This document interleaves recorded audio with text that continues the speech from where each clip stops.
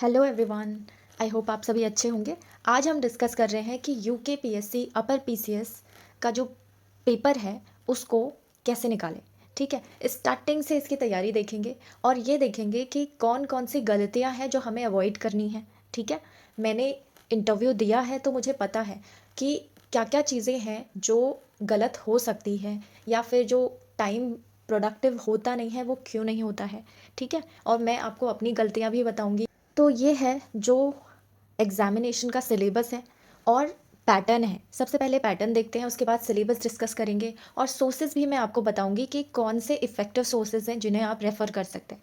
ठीक है, और स्टडी प्लान डिस्कस करेंगे कि इन 6 मंथ्स में आपकी स्ट्रैटेजी क्या होनी चाहिए ताकि आप जो है इस पेपर को आसानी से निकाल सकें, जिसमें रिविजन भी इन्वॉल्व हो जाएगा और आपको इंटरेस्ट भी आएगा पढ़ाई करने में। ओके, आपके प्रिलिमिनरी एग्जामिनेशन में ऑब्जेक्टिव टाइप ऑफ प्रश्न जो है आपको सॉल्व करने होंगे, यानी एमसीक्यूज आपको हल करने हैं। उसका जो होगा, आपके 2 पेपर होंगे। फर्स्ट पेपर जिसमें आपकी जनरल स्टडीज़ आएंगी और इसमें 150 क्वेश्चंस होंगे और हर एक क्वेश्चन का आपका 1 मार्क आपका बनेगा। ठीक है, और इसके साथ साथ जो भी आप करेंगे उसमें क्या होगी, 1/4 मार्क्स ऑफ द मार्क जो है वो आपके नेगेटिव मार्किंग होगी। ठीक है, अगर आप कहें 1 मार्क का अगर आपका पेपर है, सॉरी आपका प्रश्न है, 1 मार्क आपको इसमें सही के लिए मिलेगा।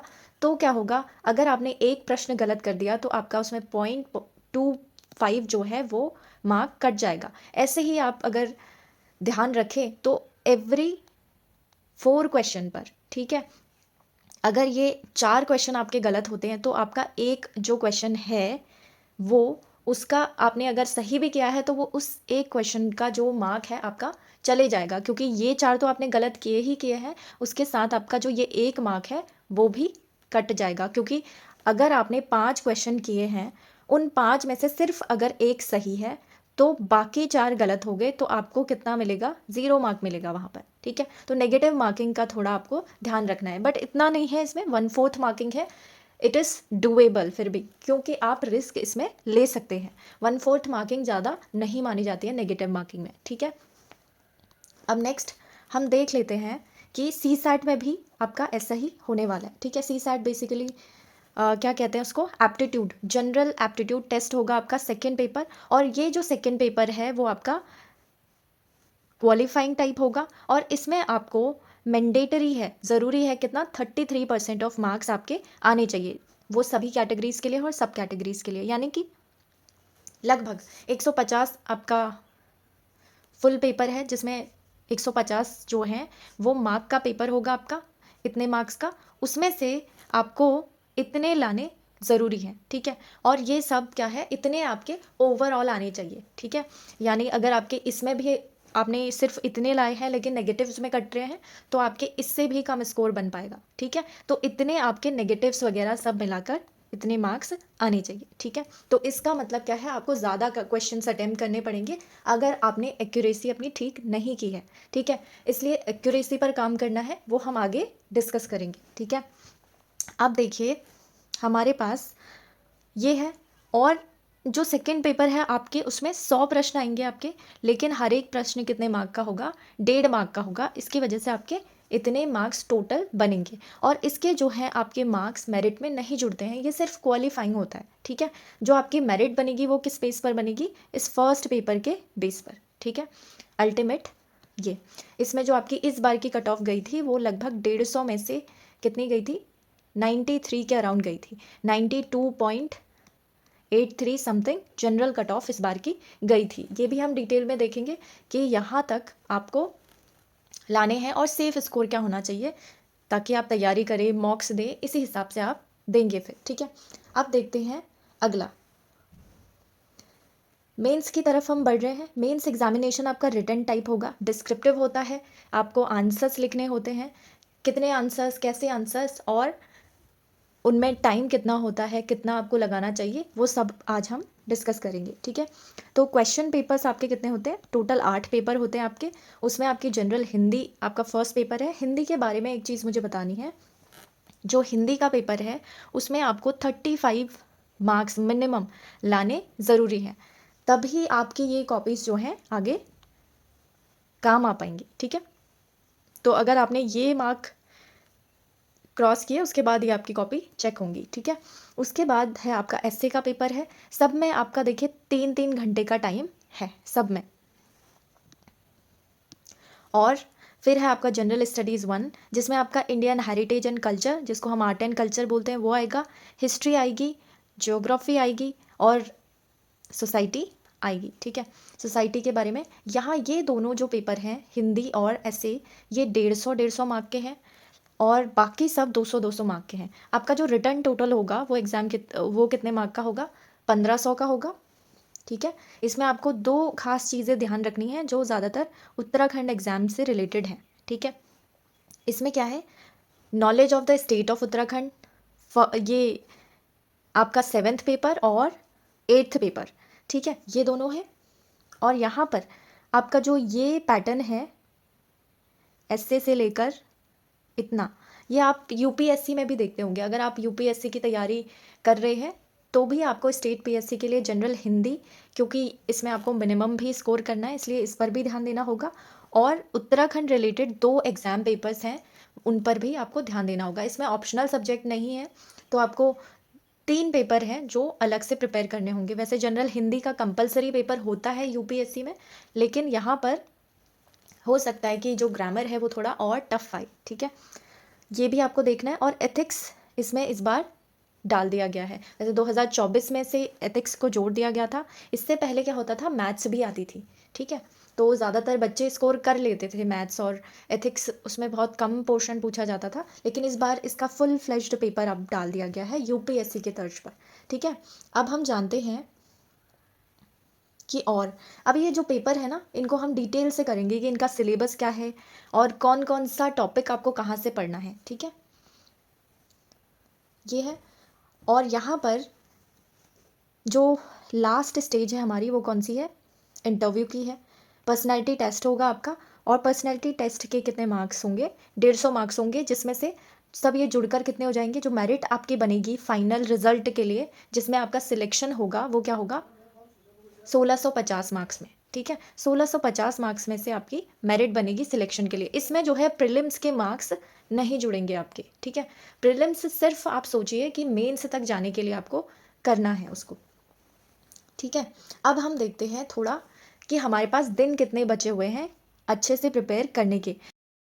आपका जो एग्ज़ाम है वो कब है, वो है 5 जुलाई को। जो लेटेस्ट एग्ज़ाम कैलेंडर अभी यूके पीएससी ने निकाला है वो कब है, 5 जुलाई को। इससे पहले एक पेपर है 17 मई को 2026 में ही, वो है लोअर पीसीएस का। लोअर पीसीएस का पेपर है और ये आपका क्या है, अपर पीसीएस का पेपर है।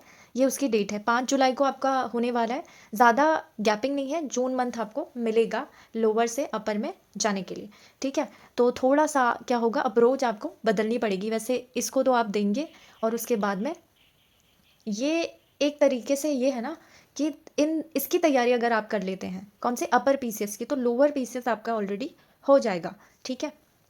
इससे ज़्यादा चेंजेस नहीं हैं, कुछ कुछ चेंजेस हो सकते हैं, वो माइन्यूट चेंजेस हैं सिलेबस में, वो आपको फिर जब आप स्टडी प्लान बनाएंगे तो उससे लगभग 20 दिन पहले फिर उसके जो चेंजेस यानी स्पेसिफिक टॉपिक हैं लोअर पीसीएस के उसके पढ़ना, ठीक है, वो भी हम देखेंगे आगे। यहाँ पर आपका जो पहला है जनवरी से फरवरी मार्च 2026 में 3 महीने यानी 90 दिन का टाइम आपको किस पर लगाना है, ये उन सब्जेक्ट्स पर लगाना है जो आपके पास प्रीलिम्स और मेंस दोनों में आते हैं, ठीक है।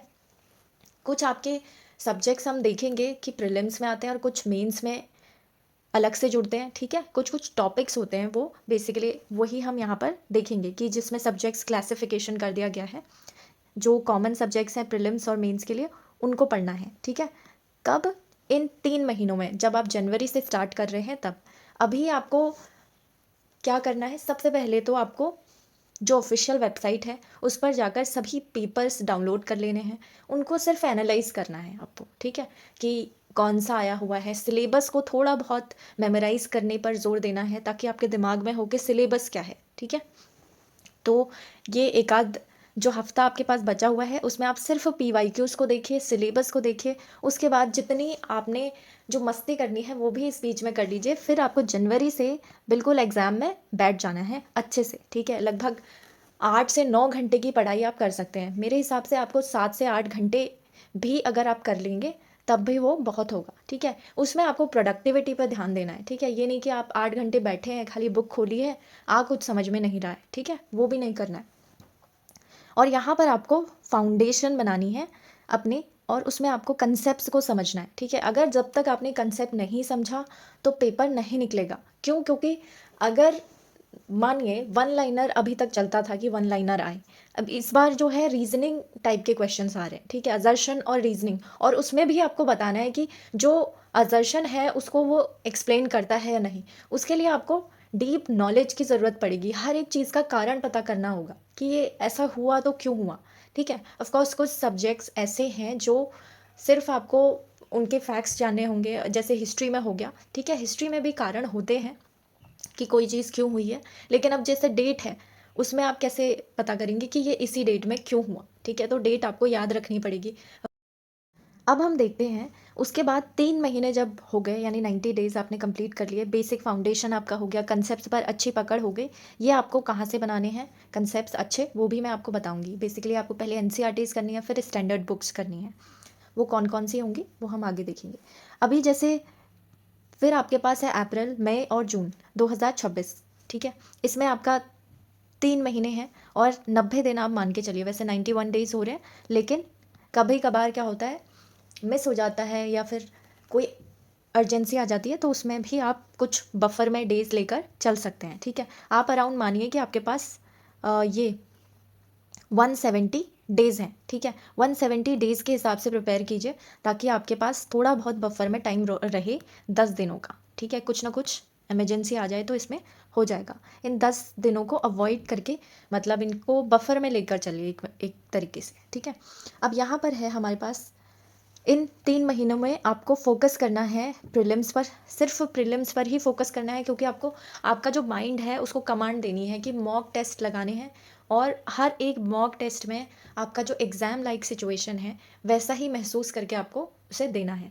अगर आपने ये कर लिया तो आपका दिमाग ट्रेंड हो जाएगा जब आप रियल एग्ज़ाम देंगे उसके लिए, ठीक है। तो पेपर 1 और पेपर 2, इसमें दोनों में आपको ध्यान देना है। अभी ये पेपर 2 जो है इस बार 2025 का थोड़ा सा आसान आया था, ठीक है, थोड़ा आसान था। लेकिन 2024 वाला अगर आप देखें तो उसमें अच्छे खासे क्वेश्चंस आए थे। बल्कि 2024 में बहुत सारे बच्चे ऐसे थे जो सिर्फ CSAT की वजह से रुके थे, यानी पेपर 2 क्वालिफाई नहीं होने की वजह से वो पेपर 1 में 100+ मार्क्स ला के भी उनका सिलेक्शन नहीं हो पाया था, ठीक है। तो इसको इग्नोर नहीं करना है, इसको भी अच्छे से प्रिपेयर करना है। वो भी हम देखेंगे कितना टाइम इसको अलॉट करना है along with GS। Subject classification अब देख लेते हैं। जो आपको पहले फाउंडेशन में पढ़ना है वो कुछ सब्जेक्ट्स हैं, जैसे प्रीलिम्स और मेंस दोनों में। इंडियन हिस्ट्री अगर हम देखें तो आर्ट एंड कल्चर है उसमें, प्रीलिम्स का एक टाइप होता है उसमें, ठीक है। आर्ट एंड कल्चर वैसे कहते हैं मेंस का ही है, लेकिन मेरा मानना है कि प्रीलिम्स में भी पूछा जाता है। अब देखिए आप कितने UKPSC के ऐसे क्वेश्चंस हैं जो आपके बुक्स पे पूछे जाते हैं, ठीक है। जैसे कालिदास ने कौन कौन सी बुक लिखी है, ठीक है, वो पूछी जाती हैं, बुक्स हो गया। और डांसेस आते हैं मैच करने के लिए, स्टेट्स स्पेसिफिक कौन कौन सा है, ठीक है। आर्ट एंड कल्चर प्रीलिम्स में भी आता है, वो आपको सिलेक्टिवली पढ़ लेना है। उसके लिए एक बुक आती है नितिन सिंघानिया की, वो आपको रेफ़र उसे कर सकते हैं इसके लिए, ठीक है। और फिर है आपका मॉडर्न इंडियन हिस्ट्री। इसमें आपकी बेसिकली जो मिडिवल है वो मेंस में नहीं आती है, इसलिए यहाँ पर नहीं लिखी है। मेंस और प्रीलिम्स में दोनों जो आते हैं वो क्या है, मॉडर्न इंडियन हिस्ट्री, ठीक है। और आर्ट एंड कल्चर भी आता है। ऐसे सिलेक्टिवली आपको पढ़ना है। डांसेस हो गए, फेस्टिवल्स भी होते हैं, मैचअप टाइप में आ जाते हैं वो। और जियोग्राफी, ये तो आती है दोनों में, मेंस में प्रीलिम्स में, और ये फाउंडेशन भी है। आपको जियोग्राफी थोड़ा सा पहले पढ़नी है, ताकि आप जैसे यूनिवर्स के बारे में पढ़ेंगे, फिर वहाँ से पृथ्वी कैसे बनी, उसके बाद आपको हिस्ट्री पढ़नी है। जब आपको पता चल जाएगा ना जियोग्राफी में कि पृथ्वी कैसे बनी, उसके बाद पृथ्वी पर क्या होगा, तब आपको वो हिस्ट्री में पता चलेगा, ठीक है। फिर है आपके पास इंडियन पॉलिटी, कॉन्स्टिट्यूशन, और मीन्स के हिसाब से इनको अरेंज कर दिया है मैंने। जो GS अगर मेंस में देखेंगे आप तो GS 2 में ये आता है, IR भी आता है उसमें, और ये आपका GS 3 है, इकोनॉमी, इंडियन इकोनॉमी, एनवायरनमेंट, ठीक है। और उत्तराखंड GK आपका प्रीलिम्स मेंस दोनों में आएगा, ये सारी चीज़ें इसमें हो जाएंगी। इसके सब टॉपिक्स हो गए, उत्तराखंड की हिस्ट्री आएगी, आर्ट एंड कल्चर, सोसाइटी और जियोग्राफी, पॉलिटी, एडमिनिस्ट्रेशन, इकोनॉमी, ठीक है। एनवायरनमेंट के क्वेश्चंस भी बनते हैं उत्तराखंड से।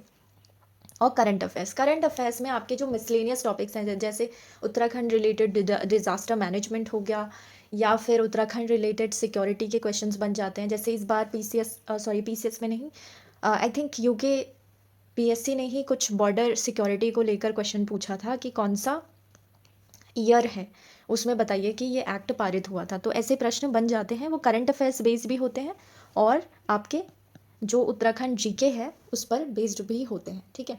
अब हमारे पास है जो एक्सक्लूसिवली आपको प्रीलिम्स में पढ़ना है, ये कब पढ़ना है आपको, अप्रैल से जून में, ठीक है। जब आप मॉक टेस्ट लगा रहे होंगे बार बार, तब आप इंडियन हिस्ट्री के एंशियंट, मिडीवल और मॉडर्न, इन तीनों को रेफर कर सकते हैं। एंशियंट मैं क्यों बोल रही हूँ, क्योंकि ना एंशियंट हिस्ट्री जो है उसमें कभी कभार राजाओं के जो नाम हैं वो पूछ लिए जाते हैं कि कौन सी डायनेस्टी को बिलोंग करता था, ठीक है। और एंशियंट हिस्ट्री में ही मैंने आपको बताया है कि बुक्स वगैरह पूछी जाती है मैच टाइप में, और कैपिटल्स पूछी जाती हैं कि कौन सी कैपिटल कहाँ है, और जैसे बुद्धिज़्म, जैनिज़्म, इनके टॉपिक आ जाते हैं तो उनकी काउंसिल्स भी पूछ ली जाती हैं। इसलिए मैंने ये प्रीलिम्स में भी एंशियंट हिस्ट्री को इन्वॉल्व किया है, आप इसे इग्नोर नहीं कर सकते। ये मत सोचिए कि ये सिर्फ मेंस में आती है, ठीक है।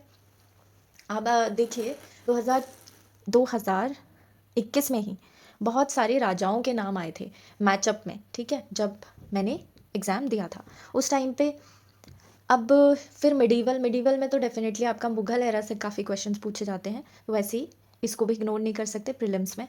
मॉडर्न भी आती है। फिर कल्चर एंड करंट अफेयर्स है आपका। करंट अफेयर्स में क्या होगा, प्रीलिम्स टाइप के करंट अफेयर्स आपको पढ़ने होंगे, वन लाइनर हो चाहे वो, उनको भी आपको देख के जाना है। जैसे ज़्यादातर उन्होंने डिफ़ाइन भी किया है, पिछला जो सिलेबस है ना उसमें डिफ़ाइन किया है। जैसे स्पोर्ट्स से क्वेश्चन पूछ सकते हैं, बुक्स जो अभी अभी लॉन्च हुई हैं उनसे क्वेश्चंस पूछ सकते हैं, स्टेट स्पेसिफिक करंट अफेयर्स पूछ सकते हैं कि फर्स्ट कहाँ हुआ है, अभी तक कहीं कोई चीज़ कभी भी नहीं हुई है, इस तरीके से ओनली इसी स्टेट में हुआ है, जो पहला राज्य है जिसने ये किया है।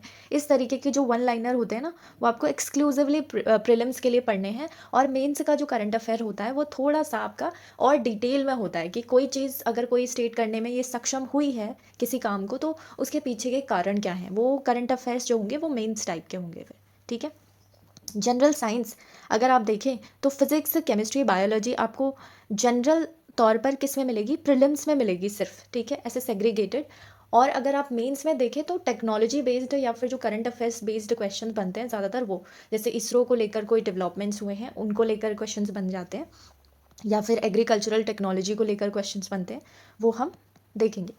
कंप्यूटर आपका सिर्फ प्रीलिम्स में आएगा। और एप्टीट्यूड यानी कि second paper can not be ignored, इसको तो इग्नोर नहीं कर सकते, इस पर भी आपका सिलेक्शन बेस्ड है कि आप मेंस दे रहे हैं या नहीं, ठीक है। अगर आपने मैथ्स और रीजनिंग अभी तक नहीं पढ़ी है तो मैं कहूँगी कि लास्ट के 3 मंथ्स नहीं, उससे पहले भी आपको इन्हें प्रिपेयर करना चाहिए, बेसिक्स तो एटलीस्ट कर लीजिए, ठीक है। फिर लास्ट के 3 मंथ्स में आप मॉक देते देते आपको आदत बन जाएगी, ठीक है। फिर है आपके पास एक्सक्लूसिवली फॉर मेंस, आपको क्या करना है, हिंदी जो डिस्क्रिप्टिव टाइप आएगी, लिखने की प्रैक्टिस भी करनी है हिंदी में, जैसे पत्र लेखन हो गया, ये सब सिलेबस में अभी हम देखेंगे। ऐसे राइटिंग, ऐसे कितने आते हैं क्या आते हैं देखेंगे। इंडियन हेरिटेज एंड कल्चर, ठीक है, इसमें है मेंस टाइप।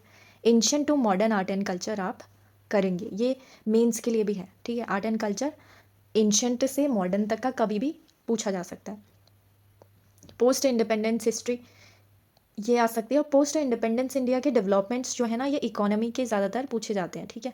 ये अलग से आप इकोनॉमी में भी पढ़ेंगे, यानी कि GS 3 में भी पढ़ेंगे, लेकिन हिस्ट्री पूछी जाती है, हिस्ट्री भी पूछी जाती है, इकोनॉमी, सब मिला के डेवलपमेंट्स पूछे जाते हैं। फिर है आपका वर्ल्ड हिस्ट्री, जो आप सिर्फ मेंस के लिए पढ़िए, इससे आप चाहे तो अभी बेसिक पढ़ के निकल सकते हैं, क्योंकि अगर आपको हिस्ट्री पर बेस बनाना है, इंडियन हिस्ट्री पर, तो आपको कुछ कंटेम्प्रेरी वर्ल्ड अफेयर्स भी पढ़ने पड़ेंगे कि उसमें वर्ल्ड में क्या क्या घटनाएं चल रही थी जिसकी वजह से इंडिया पर इम्पैक्ट पड़ा था, ठीक है। तो ये हो गया इंडियन सोसाइटी, ये ज़्यादातर आप इसके जो मेंस में टॉपिक्स डिफाइंड हैं वो आप किसी भी वेबसाइट से कर सकते हैं अगर आप डालेंगे। क्योंकि अब आपका सिलेबस यूपीएससी टाइप में दे दिया गया है तो डेफिनेटली आपको इजीली इसका मटेरियल मिल जाएगा। किसी भी कोचिंग इंस्टीट्यूट का मटेरियल आप यूज़ कर सकते हैं। फिर गवर्नेंस हो गया आपका, फिर है इंटरनेशनल रिलेशंस। अब इंटरनेशनल रिलेशंस सिर्फ मेंस में नहीं आता है, क्यों? क्योंकि जो आईआर है उसके जो करंट डेवलपमेंट्स हैं, मान लीजिए किसी कंट्री के साथ में कोई हमारा इकोनॉमिक स्फेयर में कोई डेवलपमेंट चल रहा है, तो ये पूछा जा सकता है कि ये कंट्री के साथ में हमने एफटीए साइन किया है, पहली बार हुआ है, दूसरी बार हुआ है, या फिर हमने अभी एफटीए किसके साथ में साइन किया हुआ है। तो इसे आप आईआर में रख सकते हैं क्योंकि इनके पीछे क्या होती है, स्ट्रैटेजिक इंपॉर्टेंस होती है, ठीक है, और कुछ पॉलिटिकल डेवलपमेंट्स भी होते हैं। तो इसलिए मेंस टाइप के लिए तो आप अलग से करेंगे इनको, क्योंकि मेंस में आपको और इंसाइट्स की ज़रूरत पड़ती है। वैसे मैप्स वगैरह जैसे आपके क्वेश्चंस पूछ लिए जाते हैं कॉन्फ्लिक्ट्स को लेकर कि इस इलाके में कॉन्फ्लिक्ट चल रहा है तो ये इलाका कौन से देश में है, कौन सी कंट्री में है। इस तरीके के आपके प्रीलिम्स में भी बनते हैं क्वेश्चन, लेकिन मेंस में क्या होगा, थोड़ा अलग बनेगा। वो पूछेंगे कि क्या कारण थे, ये बताइए, ठीक है। तो इसमें आपको मेंस टाइप में ये करना है। साइंस एंड टेक्नोलॉजी हो गया उसका मेंस टाइप। जैसे मैंने कहा था प्रीलिम्स में आपका जनरल साइंस आएगी, उसमें फिजिक्स, बायोलॉजी और केमिस्ट्री अलग अलग आ सकते हैं, ज़्यादा नहीं आते, एक आध क्वेश्चन आता है। वो भी हम देखेंगे कि वेटेज कितना है उनका, ठीक है, और हमें मतलब कितना टाइम उनको अलॉट करना चाहिए प्रिपरेशन के टाइम पे, ठीक है। और है हमारे पास डिज़ास्टर मैनेजमेंट, इंटरनल सिक्योरिटी और एथिक्स, ठीक है। तो ये सब्जेक्ट वाइज भी मैंने डाल दिया है, जैसे ये सब आपके GS3 में मिलेंगे मेंस में आपको, और ये GS4 है, ठीक है। ये हो गया। अभी इस क्लासिफिकेशन को करने का पर्पज़ क्या है, जैसे मैंने आपको बताया कि प्रीलिम्स और मेंस में जो है थोड़ा सा आपको टाइम मिलेगा, ज़्यादा नहीं। उसमें ज़्यादातर आपको रिवीजन करना चाहिए, ठीक है। अगर आपने कुछ चीज़ें छोड़ी हैं वो भी प्रिपेयर करने में आपको थोड़ा टाइम लग जाएगा। तो टारगेटेड प्रिपरेशन करनी है, प्रीलिम्स से पहले क्या पढ़ना है या मेंस में किन चीज़ों पर ज़्यादा फोकस करना है, उसके लिए हमने ये क्लासिफिकेशन कर दिया है। और आपको क्या करना है, डेली स्टडी प्लान बनाना है, तब भी आपके लिए ये सही बैठेगा, ठीक है। अब देखिए मेंस एग्जामिनेशन में आपको क्या करना है।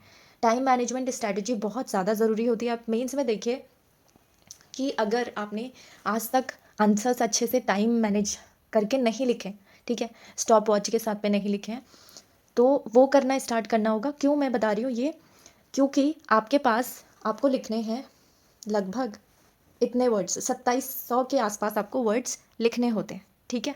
और ये है आपके 3 घंटे का टाइम।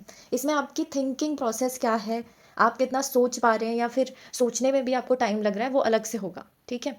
तो इस वजह से हमें इस पर बहुत ध्यान रखना है, क्योंकि एग्ज़ाम में अल्टीमेटली इट मैटर्स ओनली, ठीक है। अब है टोटल GS पेपर आपके पास 6 हैं। GS पेपर के लिए एप्लीकेबल होगा ये जो हम अभी देख रहे हैं। उसके अलावा आपका हिंदी, ऐसे उसके लिए अलग से देखेंगे। क्वेश्चन पेपर्स में आपके 25 क्वेश्चन आएंगे, और ओवरऑल अगर हम देखें तो 150 क्वेश्चंस आपके लिखने हैं। ये वैसे है कि पूरे दिनों में, 4-5 दिनों में आप जब पेपर दे देंगे तो इतने GS पेपर में आपके बनेंगे, ठीक है। कुल मिला के आप ये देख सकते हैं कि हर साल अगर आप GS के क्वेश्चंस करते हैं ना, तो 150 लगभग 300 जो प्रश्न हैं वो तो आपको PYQs ही करके जाने हैं।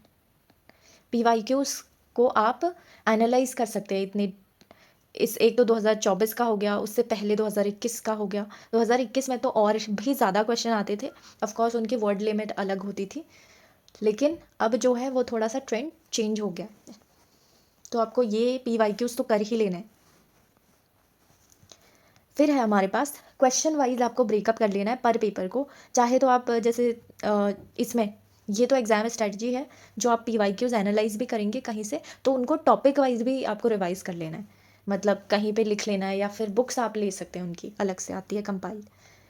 शॉर्ट आंसर टाइप्स कितने क्वेश्चन होते हैं आपके, 5 क्वेश्चन होते हैं हर पेपर में GS के, और इनकी वर्ड लिमिट होती है 50 वर्ड्स। अब मैं आपको ये भी बता देती हूँ कि इसमें आपको कितने पेपर मिले, कितने पन्ने मिलते हैं। ज़्यादातर आपके जो 50 वर्ड के लिए है वो आपको 1 पन्ना मिल सकता है, और जो आपके 100 वर्ड के लिए है वो 2 पन्ने आपको मिल सकते हैं, और 150 वर्ड के लिए आपको मैक्सिमम 3 पेजेस मिलेंगे, ठीक है।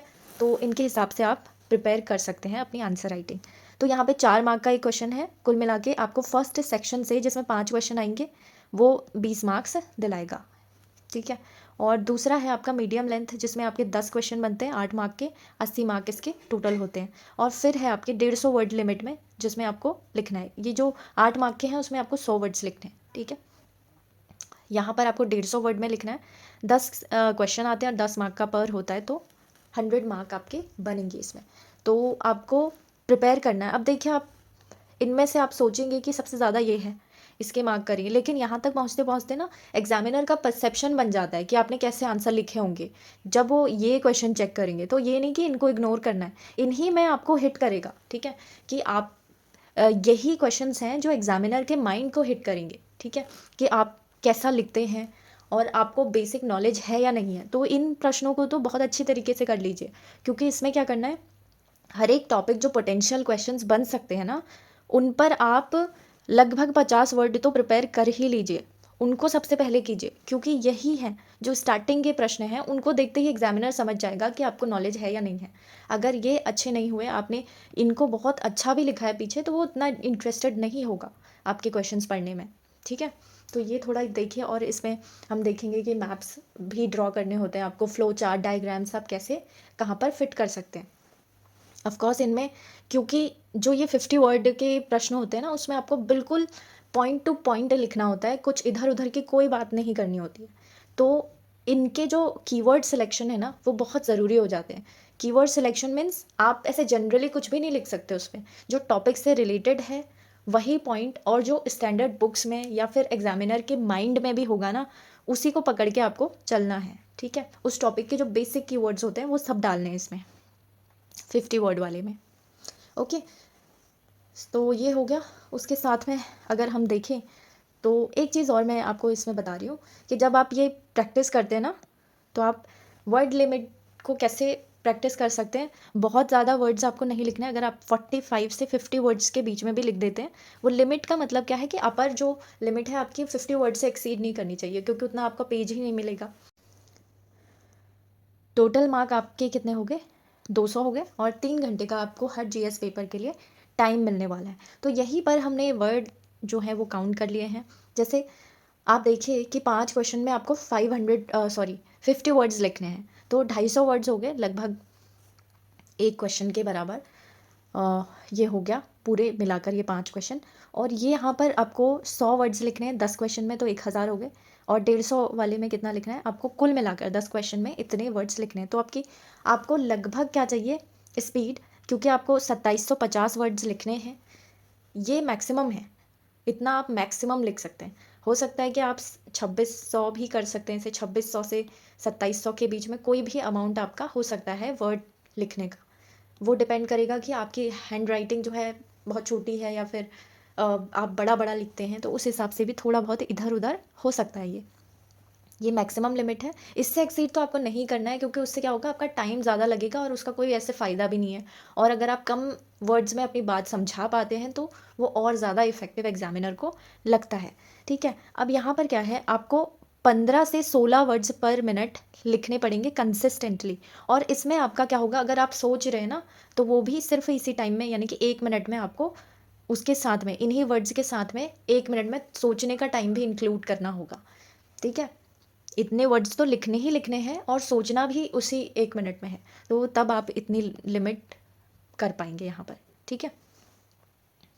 तो इसी के लिए आपको पहले से प्रैक्टिस करनी होगी। अगर आपका मान लीजिए मेंस, कई बार क्या होता है सर्दियों में हो जाता है ज़्यादातर, ठीक है, और यूके पीएससी में तो ऐसा पता नहीं क्या हो जाता है हर बार कि मेंस जो है वो आगे एक्सटेंड उनको करना ही पड़ता है उसकी डेट। दिस इज़ समथिंग कि रिकॉर्ड रहा है यूके पीएससी का, ये तो बिल्कुल। पिछली बार भी मीन्स अपने हिसाब से नहीं हुआ था, उनका हिस्ट्री का जो पेपर था वही उन्होंने आउट ऑफ सिलेबस पूछ लिया था, तो उसका एक पेपर जाके कहीं बाद में करवाना पड़ा, ठीक है। तो ये ऐसी चीज़ें हो जाती हैं, इनके लिए भी आप तैयार रहिए, बिल्कुल माइंड प्रिपेयर रखिए कि एग्जैक्टली जो टाइम बोला है उसी पर हो, वो कीजिए। और बाकी अगर सर्दियों में पेपर होता है तो क्या करना है आपको, ये वर्ड पर मिनट आपका घट सकता है, तो वैसे भी आपको प्रिपेयर करके जाना है। फिर यहाँ पर है आपका ऐसे पेपर ओवरव्यू। अगर देखें तो हिंदी मीडियम नहीं, इंग्लिश मीडियम हिंदी मीडियम दोनों का एक ही है वैसे। अब यहाँ पर आपके पास 3 ऐसे आपको लिखने हैं, ये 3 ऐसे आपको सेक्शन वाइज ऑलरेडी दे रखे हैं यूकेपीएससी ने कि कौन से टॉपिक्स आपके आएंगे, उसका सिलेबस हम आगे देखेंगे। यहाँ पर 700 से 800 वर्ड के बीच में आप कोई भी एक ऐसे लिखेंगे, और यहाँ पर आपका जो वर्ड है, जैसे पर ऐसे आपके कितने हैं 50 मार्क हैं, तो टोटल मार्क आपके 150 मार्क का ये हो जाएगा।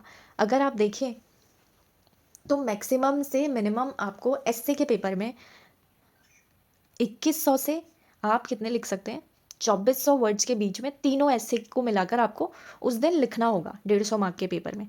तो ये ऐसा वर्ड लिमिट कम क्यों हुई है, ये इसलिए कम हुई है क्योंकि ऐसे में आपको स्ट्रैटेजी भी बनानी पड़ती है, सोचने का, ब्रेन स्टॉर्मिंग करने का आपको तरीका आना चाहिए। उसमें आपको कुछ टाइम ऐसा होगा जो लगेगा कि ऐसे की आप एक फॉर्मेटिंग बना ले आप रफ में, ठीक है, कि सबसे पहले इंट्रोडक्शन में आप ये लिखेंगे, उसके बाद आपका बॉडी में ये पॉइंट्स आएंगे, लास्ट में आपको रफ वर्क कर लेना चाहिए जिससे आपका ऐसे जो है ना वो फ्लो में चले। कहीं एक पॉइंट आपका इधर उधर हो गया तो ऐसे का जो फ्लो है वो टूट जाता है, फिर एग्जामिनर खुद ही कंफ्यूज हो जाता है कि आप कहना क्या चाहते हैं उस ऐसे में, ठीक है। तो उस टाइम के लिए ये आपको जो 2700 वर्ड्स आपको जीएस में लिखने पड़ रहे थे, उससे थोड़ा सा वर्ड लिमिट इसमें ऑफकोर्स कम है, और मार्क्स भी वैसे कम है, लेकिन आप इसे इग्नोर नहीं कर सकते क्योंकि इसमें आपको जीएस की नॉलेज ही लगानी है बेसिकली, ठीक है। और इसमें आपका क्या आएगा, दो तो आपके जनरल स्टडीज़ से ही आएंगे, वो इंडिया लेवल वर्ल्ड लेवल कहीं से भी पूछ सकते हैं, और एक जो ऐसे है आपका तीसरा ऐसे वो आपका उत्तराखंड स्पेसिफिक टॉपिक्स पे आएगा, ठीक है। वो टॉपिक्स कौन से हैं वो आपके सिलेबस में दिए हुए हैं। अभी हम सिलेबस भी एक बार स्क्रॉल कर लेंगे और मैं आपको बता दूंगी कि कौन सा जो सिलेबस का पार्ट है वो आप कहाँ से कवर कर सकते हैं। सिलेबस अगर देखें तो यही मैं कह रही थी कि दो जो ऐसे हैं वो जीएस पेपर 1 2 3 से उन्हीं के थीम्स पे बन जाएंगे, जैसे पॉलिटी, इकोनॉमी, एनवायरनमेंट, डेवलपमेंट्स, इन्हीं को लेकर बनता है। और फिर तीसरा जो ऐसे है वो उत्तराखंड स्पेसिफिक टॉपिक पे है, यानी कि जीएस जो 5th और 6th दो हैं वो आपके काम आ जाएंगे इसमें। अब यहाँ पर देखिए आपकी प्रायोरिटीज़ क्या होनी चाहिए, कहाँ पर आपको पहले फोकस करना है और कौन सी चीज़ें आपको अच्छे से पहले प्रिपेयर कर लेनी है, ताकि जो लास्ट मिनट रश हो जाता है वो ना हो। पेपर आपके उत्तराखंड नॉलेज को सबसे पहले आपको कर लेना है। जब आप फाउंडेशन कर लेंगे ना, उसके बाद मेंस की प्रिपरेशन मैं आपको बता रही हूँ, फाउंडेशन हो जाएगी, उसके बाद उत्तराखंड नॉलेज में आपको पेपर्स 5th 6th और ऐसे उत्तराखंड ये सभी मिलाकर आपका कुल मिलाकर इनका वेटेज कितना है 450। आप देखिए ये कितने मार्क का है, 200 मार्क का। पेपर 6 200 मार्क का, और ऐसे उत्तराखंड स्पेसिफिक 50 मार्क का आएगा। तो कुल मिलाकर आपके 450 मार्क से जो 1600 कुछ थे, सॉरी 1500, क्योंकि रिटर्न टोटल की बात करें, अभी मैं पर्सनैलिटी का ऐड नहीं कर रही हूँ उसमें, तो 1500 मार्क में से 450 मार्क का तो आपका सिर्फ उत्तराखंड रिलेटेड आने वाला है, ठीक है। तो उस पर ध्यान देना है आपको। ये आपका डिसिसिव एरिया बनेगा क्योंकि कई बार क्या होगा कि यूपीएससी वाले भी इसे देंगे, ठीक है। तो और अदर स्टेट्स से भी देंगे, सभी देंगे, क्योंकि आपकी मेरिट जो है वो कंपटीशन पर बेस्ड है, तो डेफिनेटली यही एरिया होगा। अगर आप उत्तराखंड का प्रिपेयर अच्छे से करते हैं तो ये आपके लिए अच्छा प्लस पॉइंट होगा। यहाँ पर हिंदी पेपर आप देखिए, टोटल वेटेज आपका 150 का है, लेकिन इसको इसलिए फोकस करना है क्योंकि अगर इंग्लिश मीडियम से आप हैं और कभी आपको ईज़ नहीं हुई है हिंदी पढ़ने में, तो इसको बहुत अच्छे से प्रिपेयर करना है, क्योंकि इसमें इजी क्वेश्चन नहीं आते हैं।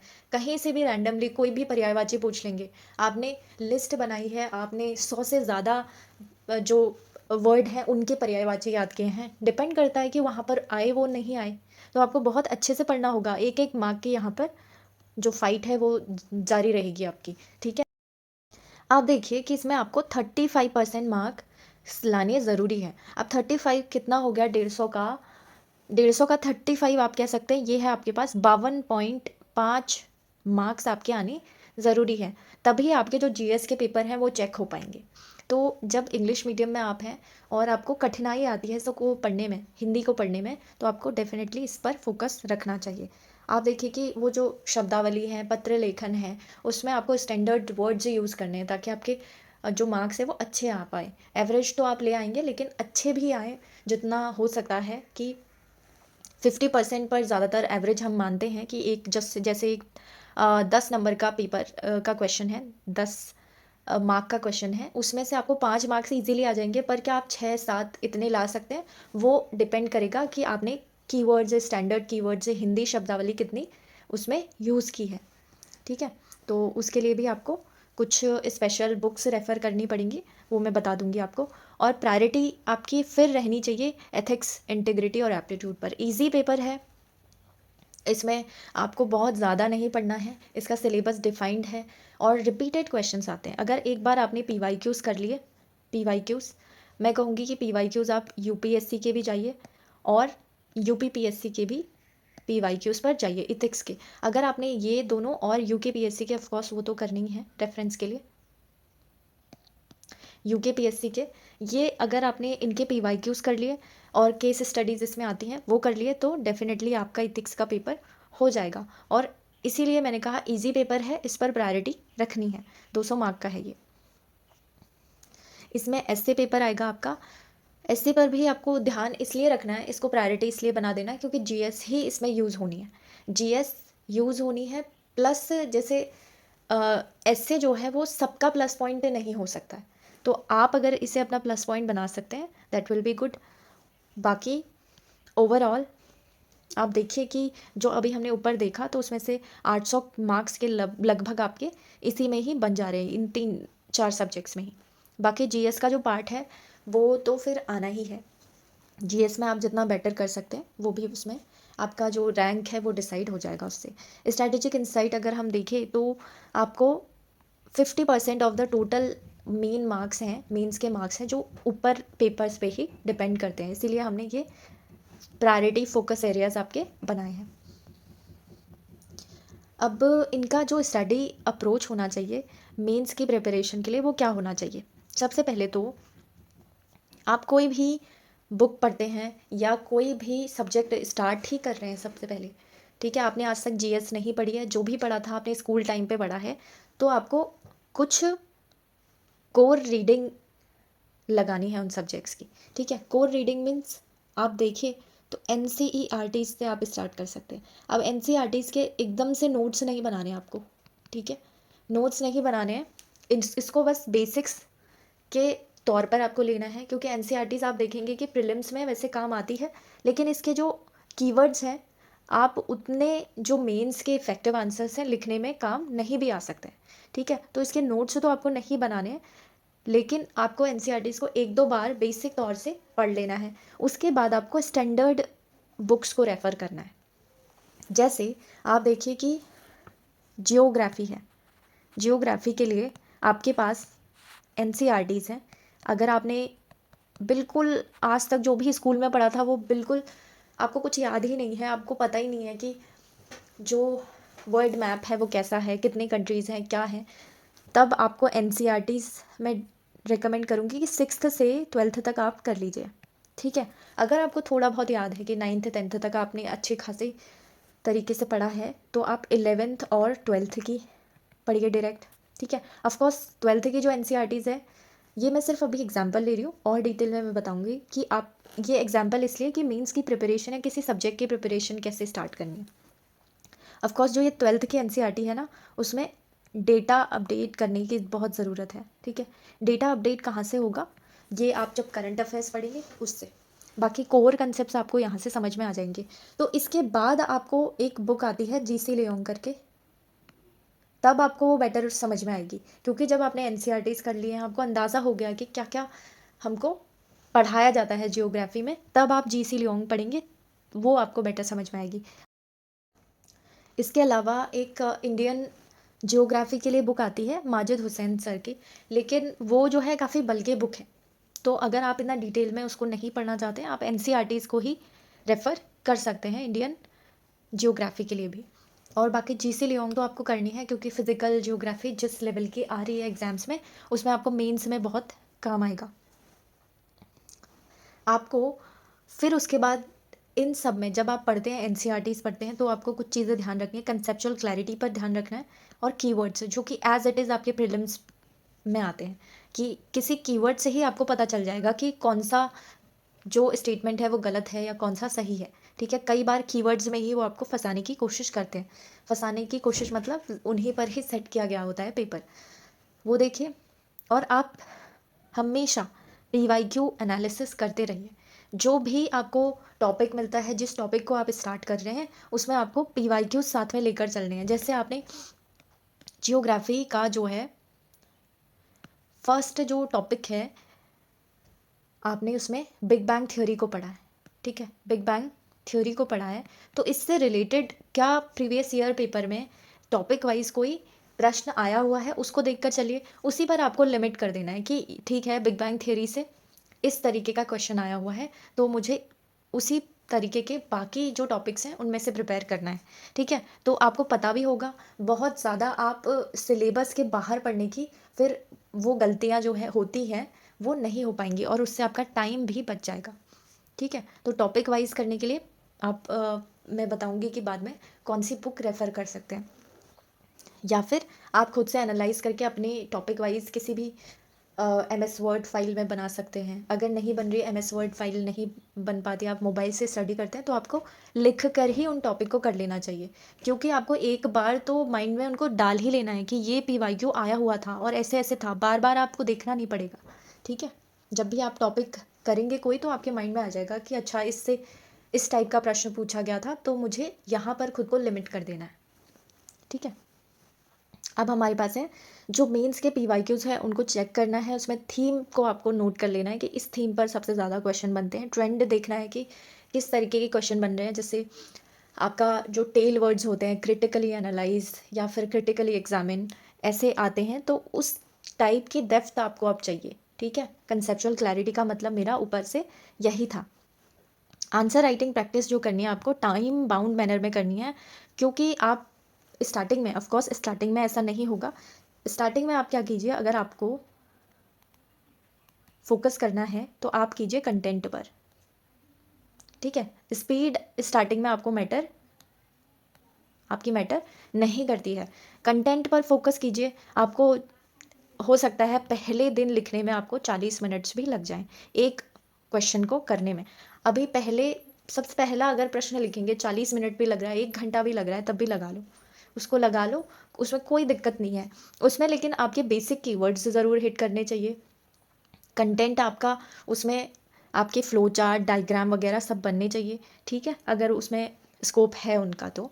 और बाकी फिर आपको स्पीड को अपना फास्ट करते करते कितना लेके आना है वो मैंने आपको बताया है। 15 से 16 वर्ड्स आपके पर मिनट आपको पर्टिकुलर UKPSC एग्ज़ाम के लिए तो चाहिए। और ये पर मिनट अगर इतना है, थोड़ा बहुत आपको बफर में टाइम चाहिए होगा, 10 मिनट्स या 5 मिनट्स, क्योंकि कई बार बीच में क्या होता है, कॉपी वगैरह या फिर चेकिंग वाले आते हैं, या साइन वाइन करना होता है वहाँ पे मेंस में जब आप बैठे हो, ठीक है। और वो कॉपी को अलग भी करते हैं कई बार स्केल वगैरह से, तो वो चीज़ें उसमें लगभग आपको बफर में 5 मिनट लेके चलना है। तो उस हिसाब से आप इनकी स्पीड को और बढ़ाते जा सकते हैं पर मिनट के हिसाब से, ठीक है।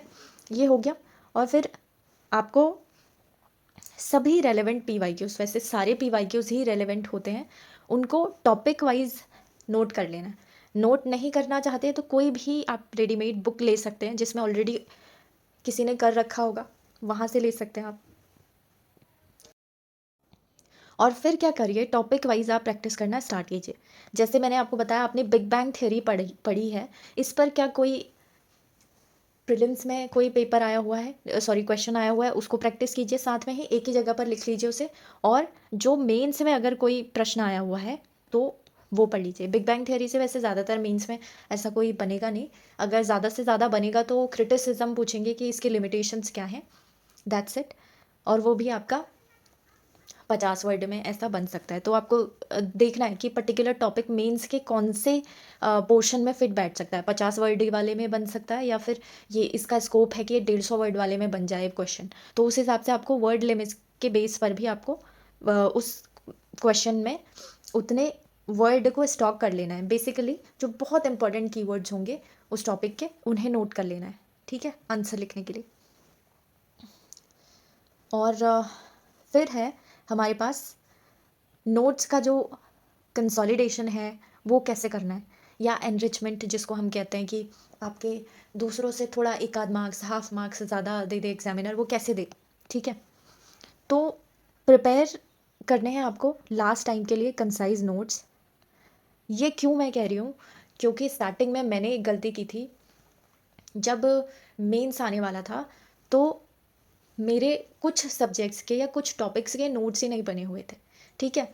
तो नोट्स नहीं बने हुए थे और मुझे लगा था कि वो मेरी मसल मेमोरी में ऑलरेडी है, तो मैं लिख लूँगी उन्हें, ठीक है। तो एग्ज़ाम टाइम में क्या होता है, फिर मैं क्या हुआ कि 2-4 दिन में मैंने दूसरे सब्जेक्ट्स पढ़े, तो एक्चुअली में वो मेरी मसल मेमोरी में आए नहीं थे। मैंने क्या किया था, मैं लगभग उनको भूलने लग गई थी। अब मैंने वो जो बुक्स से पढ़े थे ना, फिर उसके बाद मुझे वो बुक्स उस टाइम पर निकालनी पड़ी थी कि उसके जो टॉपिक्स थे वो मैंने अच्छे से उनके नोट्स ही नहीं बनाए थे, तो ऑफ़ कोर्स मुझे वो दोबारा से फिर उस टॉपिक को पढ़ना पड़ा, करना पड़ा दोबारा से, ठीक है। तो ऐसी गलतियाँ नहीं करनी हैं।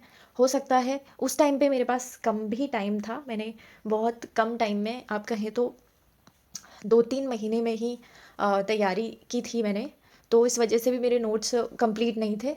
तो इसीलिए मैं आपसे कह रही हूँ कि 2-3 महीने में अगर आप सोच रहे हैं ना कि करें, तो वो आपका टाइम कम पड़ जाएगा, वही हैफ़ज़र्डनेस आ जाएगी बीच में, कुछ-कुछ सेक्शंस छूटे रहेंगे और आपको एग्ज़ाम टाइम पे लगेगा कि नहीं ये तो इम्पोर्टेंट है। फिर आप क्या कर रहे होंगे, नए नोट्स सर्च कर रहे होंगे उनके लिए, जबकि आपको तब रिविज़न कर लेना चाहिए, ठीक है?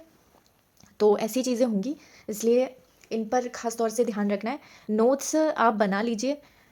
आई वुड हाईली रिकमेंड कि उन चक्करों में मत पड़िए कि आप जो मेंस के टाइम पे सर्च करनी आपको पड़े, ठीक है?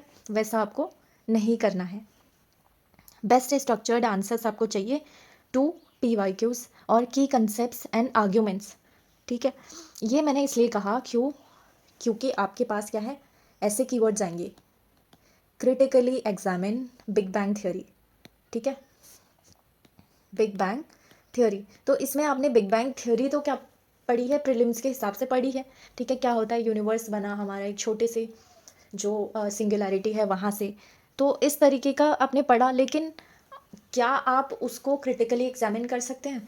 तो उन सब चीज़ों को आपको फिर उसका जो मेन कंसेप्ट है और उसमें आर्ग्यूमेंट्स आपको कुछ देने पड़ेंगे कि देखिए बिग बैंग जो है, यानी यूनिवर्स का जो ये बिग बैंग थ्योरी है, वो ये नहीं बताता है कि आखिर यूनिवर्स जो है वो एक्सपैंड कर रहा है तो किधर कर रहा है। ये सब थोड़ा थोड़ा आपको डीप नॉलेज उसमें फिर चाहिए होगी मेंस के लिए, ठीक है। और फिर यहाँ पर है enhance answers, visual tools use करने हैं, उसमें आपको मैप्स डालने हैं। जियोग्राफी में आई वुड रिकमेंड हर जो 150 वर्ड्स का क्वेश्चन हो उसमें एक मैप तो होना ही चाहिए। ज़्यादा क्वेश्चंस नहीं हैं आपके पास, 10 क्वेश्चंस हैं, ठीक है। आपने 5 या 6 क्वेश्चन में मैप तो ज़रूर डालिए, ठीक है। चाहे किसी में आप डालिए इंडिया का, किसी में आप वर्ल्ड मैप डालिए, किसी में आप पर्टिकुलर रीजन का मैप डालिए, और 4 से 5 क्वेश्चन में आप फ्लो चार्ट या फिर कोई डायग्राम डाल दीजिए, ठीक है। डायग्राम डाल दीजिए, तो लगना चाहिए कि आपने वो जो ज्योग्राफी का आंसर लिखा है, ना कि हिस्ट्री का आंसर लिख दिया जिसमें डेट्स हैं, ये है, ठीक है। ज्योग्राफी जो है वो एग्जामिनर को अलग से चमकनी चाहिए, क्योंकि क्या होगा कि एक पेपर आपका होगा GS1, तो उसमें किन्हीं 2 एग्जामिनर्स को उन्होंने क्या किया होगा, अलॉट किया होगा, किसमें, एक तो हिस्ट्री और सोसाइटी के लिए हो सकता है, या फिर 3 एग्जामिनर कर दे। वैसे ज़्यादातर हिस्ट्री और सोसाइटी एक ही एग्जामिनर चेक करते हैं आपके। तो जो जियोग्राफी है ना, उसका जो सेक्शन स्टार्ट हो रहा है, उसका जो फर्स्ट क्वेश्चन है, फर्स्ट के जो क्वेश्चंस आप 50 वर्ड में लिखते हैं, उन्हीं में ही एग्जामिनर का परसेप्शन बन जाना है। तो ऐसा नहीं कि हिस्ट्री के आपने 50 वर्ड वाले स्टार्टिंग के लिखे हैं, तो ज्योग्राफी का जो 50 वर्ड वाला फर्स्ट क्वेश्चन है या जो 5 स्टार्टिंग के हैं वो आपने इनके बेस पर कर लिए, ऐसा नहीं होगा। जियोग्राफी के जो एग्जामिनर होंगे वो आपके दूसरे होंगे, तो उनको सिर्फ वही सेक्शन चेक करना होगा। तो उस हिसाब से आपको इन चीज़ों को ध्यान में रखना है कि आप ये बनाएं, मैप बनाएं, डायग्राम बनाएं उसमें, ठीक है। और यही आपको स्टॉक कर लेना है नोट्स बनाते समय, आपको अलग से कहीं दूसरी जगह देखना ना पड़े जब एग्ज़ाम हो, ठीक है। मेंटेन करना है एक सेपरेट, आप A4 शीट में आप इनको जमा करना स्टार्ट कर सकते हैं। डेटा स्टैटिस्टिक्स ये आप कहाँ से निकालेंगे, PIB न्यूज़ जो आती है हमारी पास, उस वेबसाइट से मिनिस्ट्री वाइज आपको ये मिल जाएगा। अगर आप इन्वायरमेंट का पढ़ रहे हैं तो एनवायरनमेंट मिनिस्ट्री के जो न्यूज़ हैं पूरे साल भर में क्या क्या हुआ है, ठीक है, तो PIB न्यूज़, या फिर इनका जो आता है एंड रिव्यू करके, वो सर टाइप कीजिए, PIB and review, ministry of environment, ठीक है, ministry of environment and forest, ये आप टाइप वहाँ पर कर देंगे ना, तो आपका एंड रिव्यू आ जाएगा। वहाँ से आप एक डेटा और स्टैटिस्टिक्स के अलग से बना सकते हैं। ऑफ कोर्स वो रेलेवेंट सिलेबस के हिसाब से ही आपको इकट्ठा करना है, ठीक है। और गवर्नमेंट रिपोर्ट, और इनको इतना भी इकट्ठा नहीं कर देना कि अब ज़्यादा हो गया वो, आप एंड टाइम पर आपको एंजाइटी होगी कि मैंने जो इकट्ठा किया वो तो हम पढ़ ही नहीं पाए। इतना भी नहीं करना है, ठीक है। कम करना है, लेकिन ऐसा करना है जो आप हर उसमें डाल सके क्वेश्चन में, कि अगर अलग एंगल से भी आ गया तो मैं ये डेटा यूज़ कर सकती हूँ, ठीक है। फिर है गवर्नमेंट रिपोर्ट्स। गवर्नमेंट रिपोर्ट्स आपको तब ज़रूरी हो जाती है ना, जब आपको ओपिनियन बेस्ड क्वेश्चन देना होता है। ओपिनियन बेस्ड क्वेश्चन देना होता है तो आप उसके कंक्लूजन में आप कह सकते हैं कि जो आपका ओपिनियन है वो बेस्ड है किसी इम्पॉर्टेंट एक्सपर्ट के राय पे, ठीक है। और जो रिपोर्ट्स वगैरह हैं उनको पढ़कर आप ऐसे ही हवा में ही बातें नहीं कर रहे हैं। तो इन चीज़ों में आपका बहुत ज़रूरी हो जाता है। ये रिपोर्ट्स हैं या सुप्रीम कोर्ट का जजमेंट है, कोई इंपॉर्टेंट आया हुआ है तो उसको डाल सकते हैं। ऑफ कोर्स वो सब्जेक्ट वाइज भी हम एक बार देख लेंगे कि कौन सा पोर्शन आपको कैसे करना है। एग्जाम्पल्स, केस स्टडीज़, इनकी आपको अलग से एक शीट बना लेनी है, ठीक है। फिर आपके पास है कंटिन्यूअसली आपको अपने नोट्स को अपडेट करना है। मैंने बताया पीआईबी न्यूज़ से आप अपडेट करते रह सकते हैं। इसके अलावा एक ईयरली बुक आती है, वो भी गवर्नमेंट की ही है, उससे भी आप अपडेट कर सकते हैं। अब देखिए, जो आपका रिविज़न है, रिविज़न इज़ द की। क्यों ये मैं कह रही हूँ? क्योंकि आपने नोट्स बना लिए, आपने उनको एक बार भी रिवाइज़ नहीं किया, आपने सोचा कि आपने पढ़ तो लिया है, उससे कुछ नहीं होने वाला है। रिवाइज़ आपको बार बार उन्हें करना ही पड़ेगा, और वो रिविज़न आपको वीकली बेसिस पे भी करना पड़ेगा, हर 15 दिनों में भी करना पड़ सकता है, या फिर मंथली रिविज़न तो आपको करना ही है, ठीक है। अब इसमें क्या है, आपको सेपरेट नोटबुक्स बना सकते हैं आप चाहे तो, और या फिर A4 शीट्स भी आप यूज़ कर सकते हैं। लूज़ शीट्स होती हैं, उनमें आपको ज़्यादा अगर कुछ अपडेट करना होता है तो उसमें भी आपका ठीक पड़ता है।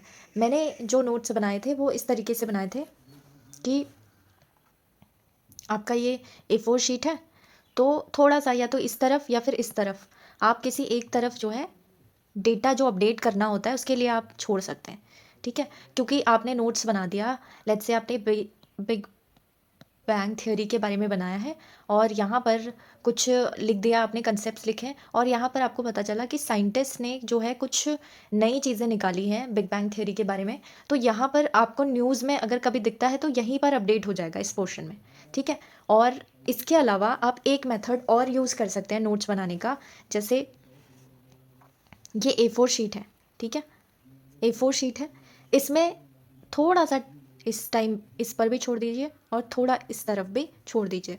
अब बीच में आप बनाइए अपने नोट्स यहाँ पर, ठीक है। ये तो अपडेट के लिए हो गया कि कोई अगर करंट अफेयर उसमें या कोई डेटा मिलता है, जब आप हो सकता है पूरे साल भर आप बनाएं, लेकिन बजट जो है वो फरवरी में ही आता है, तो बजट के इंपॉर्टेंट पॉइंट्स इसमें आपको डालने हैं, या इकोनॉमिक सर्वे से डालने हैं, ख़ास तौर से आपका इकोनॉमी वाला जो है उसमें। ये हो गया। और यहाँ पर आपने यहाँ पर मान लीजिए बिग बैंग थ्योरी के बारे में लिखा है, और इसमें आपने लिखा है कि यहाँ एक सिंगुलैरिटी पॉइंट था, ठीक है, वहाँ से ही ये सब कुछ स्टार्ट हुआ। तो बिग बैंग थ्योरी आप यहाँ पर भी लिख दीजिए, और यहाँ पर आप एस लिख दीजिए या सिंगुलैरिटी लिख दीजिए, तो आपको सारे पॉइंट्स जो यहाँ पर है ना आपके माइंड में आने स्टार्ट हो जाएंगे। सिर्फ आपको ये पोर्शन पढ़ना है, फिर बार बार जब रिवाइज करेंगे तो आपको पता लगेगा कि ये जो आपने हेडिंग यहाँ पे डाला है उसमें क्या खुलना है। बार बार आपको इतना नहीं पढ़ना पड़ेगा। जो आपका एंड जो टाइम होगा जहाँ पे आपको जो पर डे है वो पूरा रिवाइज करना है, तो फिर आप इसी पोर्शन को पढ़ के रिवाइज कर सकते हैं, ठीक है। यहाँ पर सिर्फ आपके कीवर्ड्स होने चाहिए, जो कि कीवर्ड्स आपने यहीं से उठाए हैं, जो आपके बिग नोट्स हैं उनमें से, ठीक है। वो बिग नोट्स भी आपके शॉर्ट नोट्स ही होंगे, क्योंकि ऑलरेडी आपने 2-3 रीडिंग निकाल के ही वो की होंगी, ठीक है। तो ये कीजिए, और यहाँ पर अपडेट के लिए जितना आपको लगता है वो रहेगा। अगर कोई चीज़ नहीं आती है तो ईजिली आपको क्या करना पड़ेगा, फिर जो A4 शीट्स हैं वो भी आपके अच्छे काम में आ जाएंगी, और आपको हर एक चीज़ आपको इसी पेज में मिल जाएगी उस टॉपिक से लेकर, ठीक है। और कई बार हमारी मेमोरी में इतना भी रहता है कि इस पोर्शन में आपने क्या लिखा था, इस पोर्शन में क्या लिखा था, तो वो आपको याद आते रहेगा। और यकीन मानिए 15 से 16 वर्ड्स जो हैं अगर आपने आज तक किए नहीं हैं तो ये आपको टफ पड़ सकते हैं। उसमें आपकी थिंकिंग प्रोसेस भी डिपेंड करेगी, और वो थिंकिंग प्रोसेस कब आएगी, जब आपने एक शीट में अपने आप को मतलब बिठा रखा है कि यहाँ पर मैंने ये लिखा है, ये हेडिंग जो है मुझे इस तरीके से खोलना है, तो वो काम आएगा काफ़ी स्पीड में भी, क्योंकि वहाँ पर आपको माइंड और अपने हाथ का जो है वो अच्छा कोऑर्डिनेशन बनाना है कि आपके माइंड में चीज़ें आती रहें। वो नोट्स से ही आएंगी जब आपने नोट्स बनाए। ऐसा नहीं कि अगर आप सोचते हैं कि एक मैंने उस बुक से पढ़ा था, एक उस बुक से पढ़ा था, एक टॉपिक का ये पार्ट उस बुक से पढ़ा था, तो एंड टाइम पे नहीं याद आएगा। इसीलिए कह रही हूँ कि नोट्स बना लीजिए, ठीक है। ये हो गया। उसके बाद क्या है, नोट मेकिंग मैंने आपको पहले ही ये सारी चीज़ें मैंने बता दी है। कंफर्ट डिपेंड करेगा कि आपने जो पेन है ना, एक पेन सेलेक्ट कर लीजिए। प्रैक्टिस पहले ही करनी स्टार्ट करनी होगी कि कौन सा पेन आपको अच्छा लगता है, किसकी ग्रिप आपको अच्छी लगती है, उसी के सामने प्रैक्टिस कीजिए। एग्जाम में भी उसी को लेकर जाइए। ये नहीं कि आप बिल्कुल नया पेन लेके जा रहे हैं वहाँ पर, और वो उसकी स्याही जो है वो जाम हो रखी है, और वो सर्दियों में तो और भी चल नहीं रहा है। ऐसा नहीं करना है। उसमें प्रैक्टिस्ड पेन लेकर जाना है। थोड़ा बहुत उससे घर पर लिख कर जाइए जिस पेन को आप लेके जा रहे हैं वहाँ पर, ठीक है। फिर आपके पास है यहाँ पर पिछली जो कट ऑफ एनालिसिस है, थोड़ा बहुत वो कर लेते हैं। जो पैटर्न रहा था क्वेश्चंस का वो भी हम देख लेंगे। अभी यहाँ पर ये है कौन सा, लास्ट 3 सालों की, ठीक है। लास्ट 3 सालों की क्यों, क्योंकि अभी जो है जो ट्रेंड अगर हम देखें 2012 में हुआ था, फिर 2016 में हुआ था, उससे काफ़ी चेंज हो गया, ठीक है। पहले उत्तराखंड जीके जो है वो कम आती थी। अभी जीके 2024 के पेपर से या 2021 के पेपर से इन्होंने बढ़ानी स्टार्ट की है उत्तराखंड वाला पार्ट। मैं इसे इरेज कर देती हूँ। यहाँ पर आप देखिए कि अभी वैकेंसीज इसमें कम ही हैं, ज़्यादा नहीं है।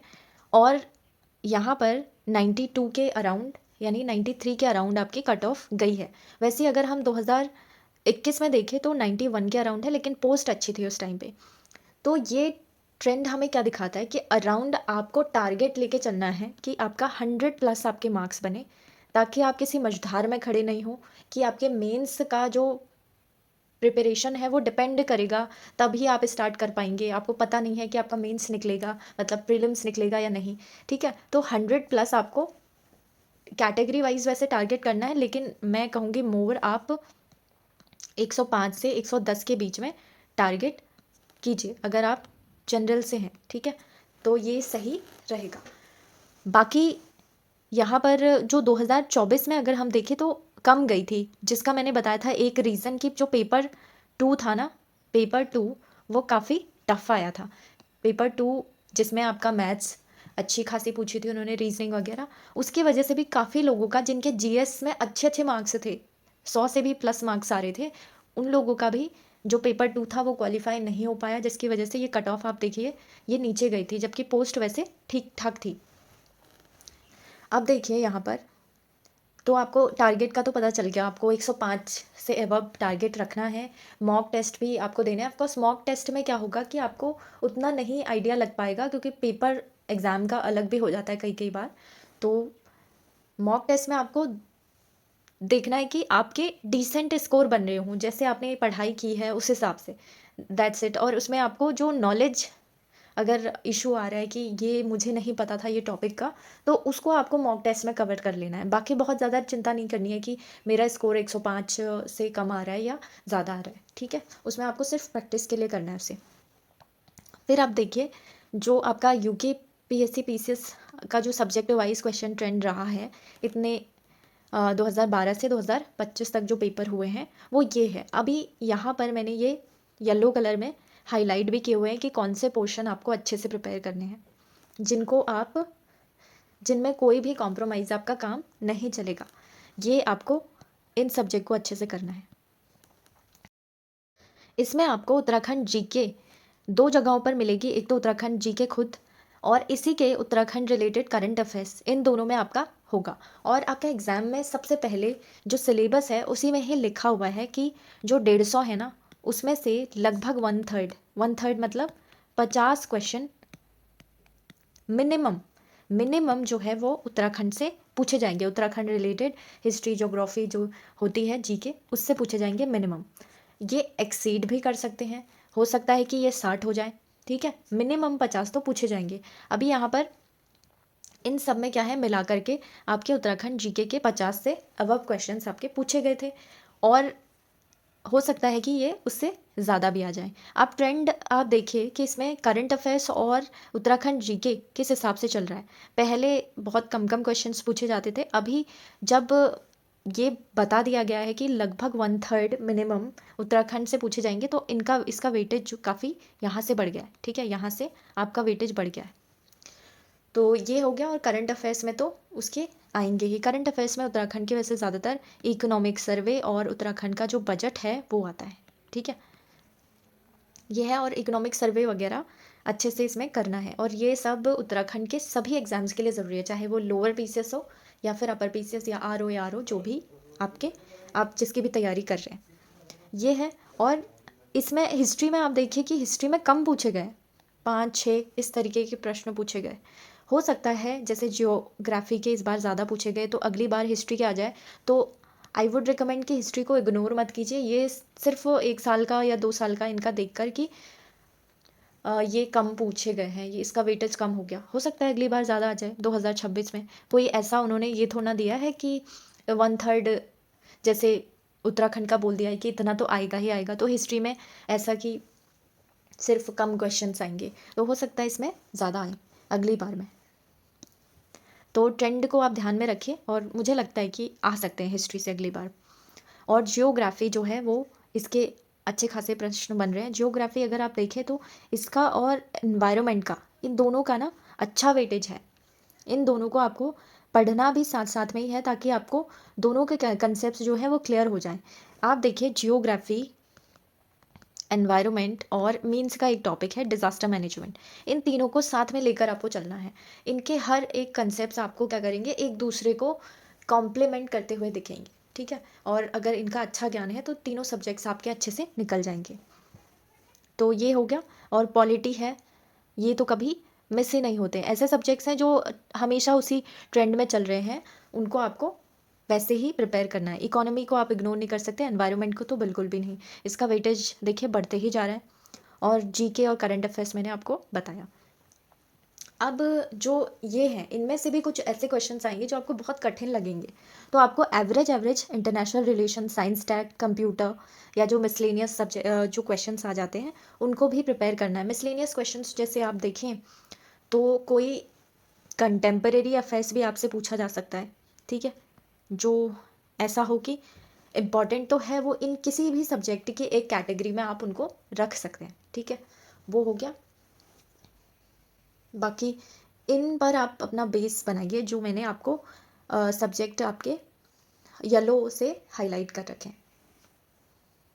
ऑफकोर्स अगर किसी को बहुत इंटरेस्ट है इनमें से भी, तो उन सब्जेक्ट्स को आप प्रिपेयर कर सकते हैं, लेकिन देखिए वेटेज के हिसाब से ही काम आपको करना है।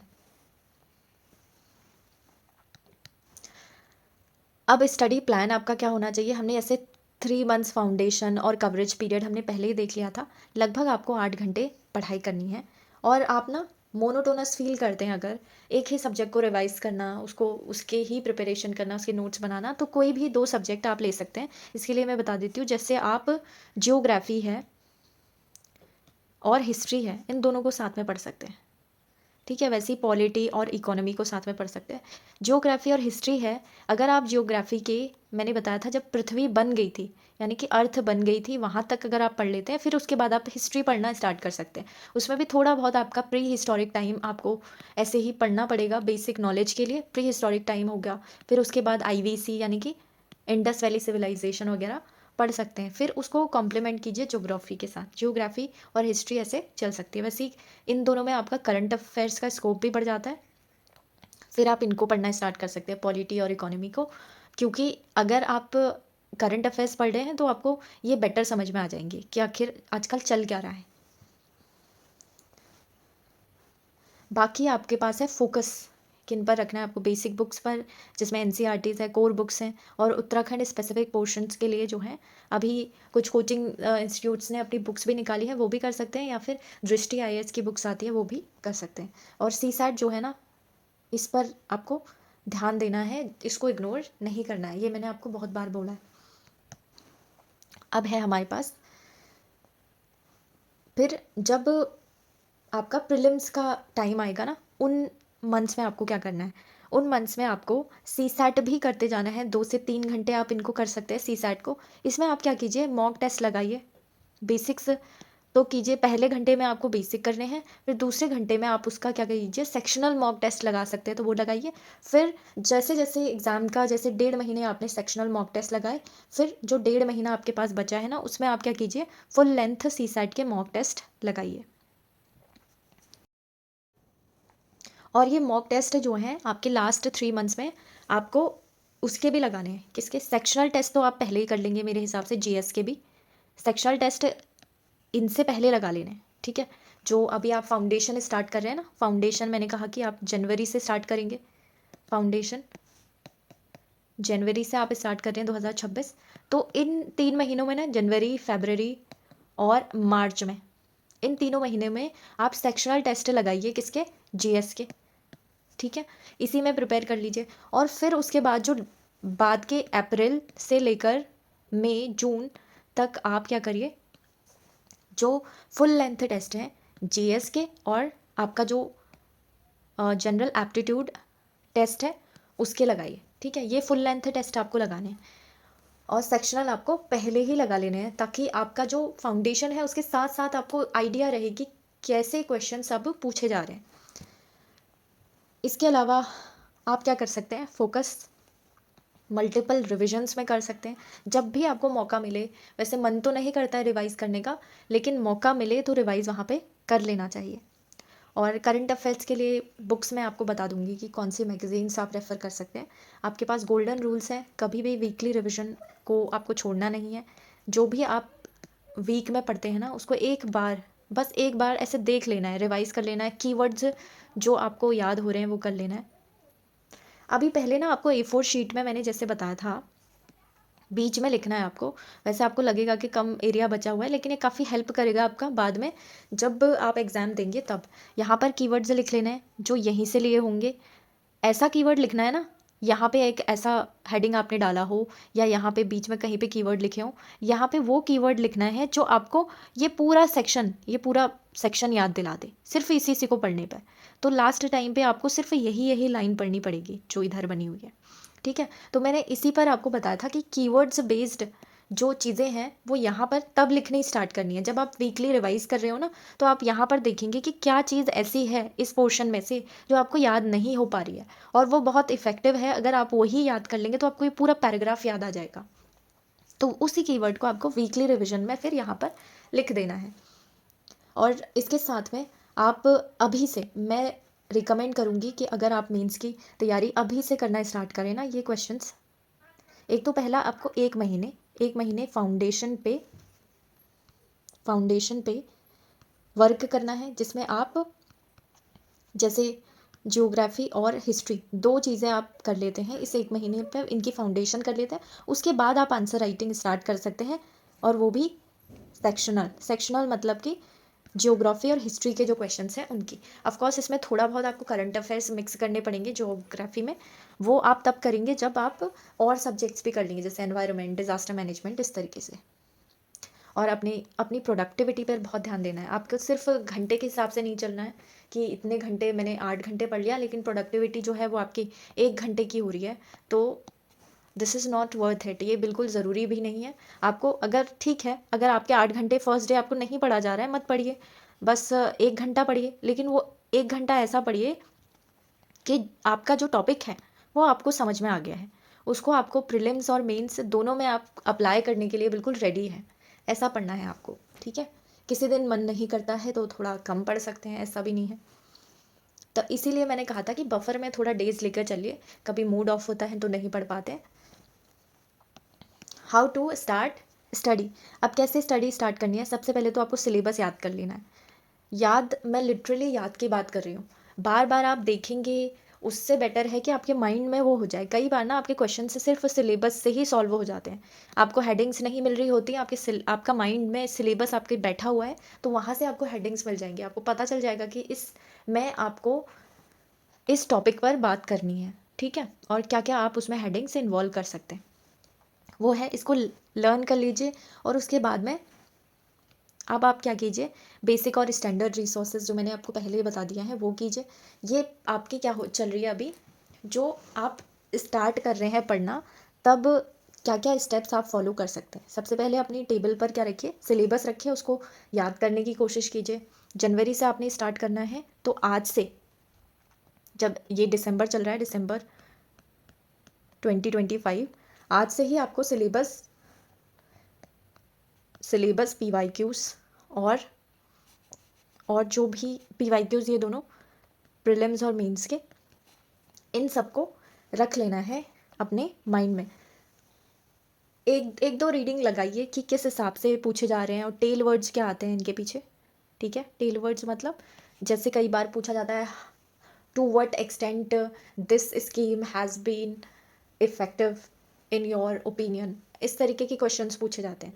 तो उसमें ओपिनियन आता है, तो आपको क्या क्या चाहिए, क्या क्या आपको उस टॉपिक के बारे में इकट्ठा करना है, वो सब इसमें देखना है आपको। ठीक है, और बुक्स पर थोड़ा बहुत अपनी कमांड आप बना सकते हैं फाउंडेशन में।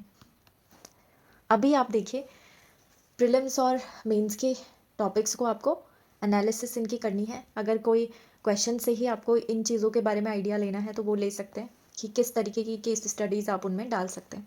फिर है हमारे पास नोट मेकिंग जो आपको करनी है ना, जैसे ही आपने बुक पढ़नी स्टार्ट की है वैसा ही आपको नोट्स नहीं बना देने हैं।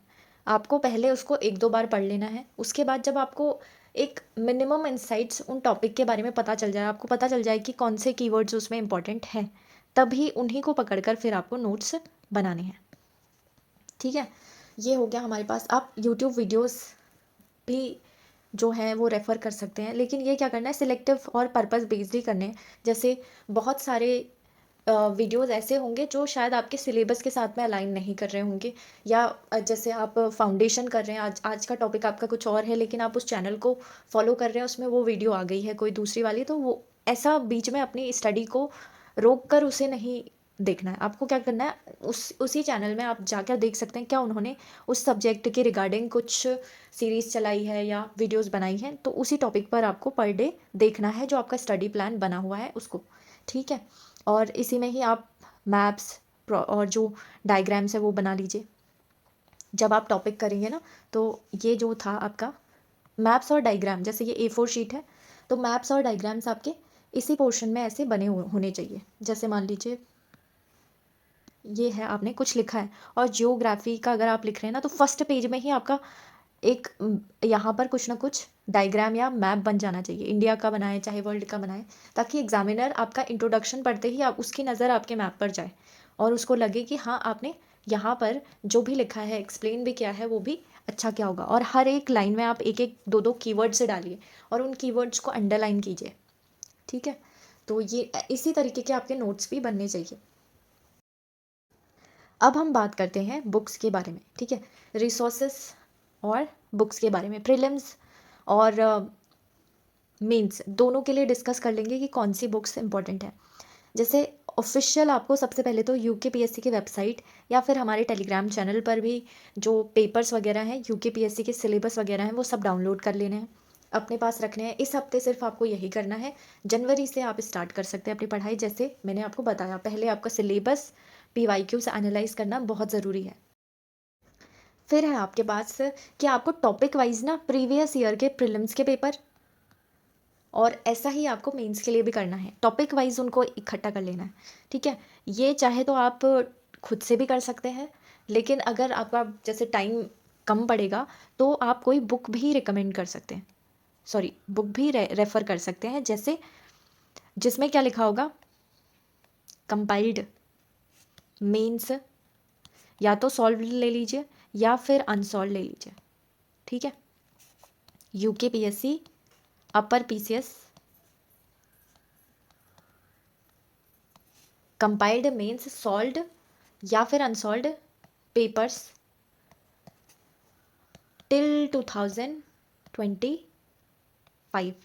अब 25 अभी तो नहीं आया होगा, लेकिन 24 तक आपका आ गया होगा। ठीक है, 25 वाला फिर आप खुद से ही कर लेंगे अगर आप इतने कंपाइल्ड पेपर्स को सॉल्व कर लेंगे। अगली बार 26 के लिए आपको 25 वाला जो मेंस है वो भी देख के जाना है। ठीक है, ये तो हो गया हमारे पास प्लान। अभी ये बुक्स कौन कौन सी हैं मैं आपको बता देती हूँ। इस तरीके की बुक्स आप ले सकते हैं, जैसे इंग्लिश मीडियम में ये वाली है आपकी जनरल स्टडीज़। इसमें आपके ये टॉपिक वाइज यहाँ पर दे रखा है, जैसे history, culture, national movement, Uttarakhand की हिस्ट्री, कल्चर, ये है सभी आपका आ जाएगा। और यहाँ पर जो हिंदी वाले सॉल्व पेपर्स हैं वो अध्यायवार इसमें दिए हुए हैं। इन दोनों बुक्स में से आप कोई भी, अगर आप हिंदी मीडियम से हैं तो ये वाली ले सकते हैं। इसके अलावा हमारे पास क्या है, प्रीलिम्स पीसीएस के लिए आपको सभी ईयर के पीवाईक्यूज तो करने हैं, उसके साथ साथ उत्तराखंड जीके जो है ना, उसके यूके पीएससी के साथ साथ यूके एसएससी एग्जाम्स के भी पीवाईक्यूज करने हैं। यूके एसएससी में सिर्फ उत्तराखंड जीके वाला पोर्शन करना है, ठीक है। उत्तराखंड जीके क्योंकि आपको क्वेश्चंस अच्छे चाहिए होंगे प्रैक्टिस करने के लिए, तो आप यूके ट्रिपल एससी एग्जाम्स के भी कर सकते हैं।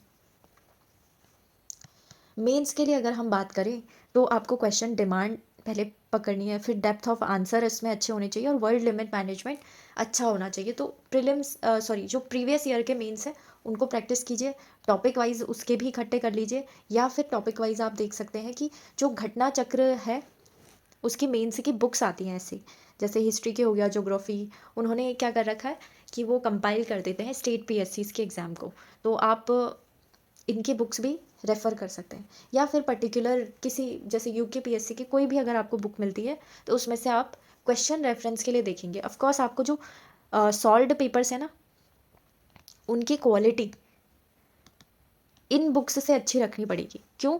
क्योंकि इसमें हो सकता है डेटा अपडेटेड ना हो सकता है जो आप डायग्राम चाहते हो वैसे ना बने हो, तो खुद के जो नोट्स हैं ना उनसे एनरिच करना है। ऐसा नहीं कि आप सिर्फ इनमें जो सॉल्व्ड पेपर्स हैं उन्हीं उन्हीं को करके चले जा रहे हैं एग्ज़ाम में, तो आपको खुद क्वालिटी एनरिचमेंट करनी पड़ेगी, जैसे मैंने अभी बताया था आपको ऊपर। उसके अलावा आपको टॉपर कॉपीज़ आप रेफ़र कर सकते हैं, किसी भी टॉपर की कॉपी अगर आपको मिलती है यूके पीएससी में किसी कोचिंग इंस्टीट्यूट से, या फिर यूपीएससी टॉपर्स कॉपी भी आप देख सकते हैं। लेकिन यूपीएससी की जो टॉपर कॉपीज़ होंगी उसमें थोड़ा सा आपको फॉर्मेट अलग दिख सकता है, उसमें ज़्यादातर आपको 150 वर्ड्स और 250 वर्ड्स के क्वेश्चंस मिलेंगे, तो उन्हीं को आपको अगर रेफ़र करना है तो थोड़ा सा आप वर्ड लिमिट उसमें ध्यान में रखिए कि आपका जो है मैक्सिमम एक क्वेश्चन अगर आएगा तो वो 150 वर्ड्स का ही आएगा। उस हिसाब से आप उनको जो रेलेवेंट होगा वो लिख सकते हैं उसमें से। प्रेजेंटेशन वही आपका स्ट्रक्चर, प्रेजेंटेशन में आपको बॉडी वाले पार्ट में आपको ये चीज़ें इन्वॉल्व करनी है, और कंटेंट जो होना चाहिए आपका अच्छा होना चाहिए, ठीक है। कंटेंट और स्पीड जो अल्टीमेटली आपकी मैटर करेगी मेंस में, ठीक है। यहाँ पर प्रैक्टिस करने के लिए आप 1 से 2 क्वेश्चन पर डे स्टार्ट कर सकते हैं, और मंथली आप एक फुल लेंथ पेपर प्रैक्टिस भी कर सकते हैं। और वीकली ज़रूरी इतना है नहीं, लेकिन अगर आप डेली कर रहे हैं तो वीकली करने की ज़रूरत नहीं पड़ेगी, आप मंथली कीजिए। मंथली फुल लेंथ, या फिर अभी से आपको क्या करना है मैं आपको बता देती हूँ। जो आपके पेपर होंगे, जैसे आपने जियोग्राफी ख़त्म कर लिया है, इतने जल्दी तो ख़त्म नहीं होगा, लेकिन अगर इसका एक, जैसे मान लीजिए आपने लिथोस्फेयर पढ़ लिया है, तो लिथोस्फेयर से रिलेटेड जितने पीवाईक्यूज़ हैं प्लस जितने पोटेंशियल क्वेश्चंस हैं जो आ सकते हैं, अभी तक आए नहीं है, अनटच्ड एरियाज़ पर भी ध्यान देना है, लेकिन उनसे पोटेंशियल बन सकता है क्वेश्चन आने का, तो उनको सब कंपाइल करके आप एक टेस्ट दे दीजिए, जो क्या होगा, सेक्शनल टेस्ट होगा। या तो ये किसी कोचिंग से आप ले सकते हैं, या फिर आप खुद से भी अपने लिए क्वेश्चन बनाकर फिर उनके आंसर्स बना सकते हैं। लेकिन अगर आप आंसर फॉर्मेट में अपने नोट्स बनाते हैं तो वो आपके ज़्यादा इफ़ेक्टिव आपके एग्ज़ाम के लिए रहेंगे।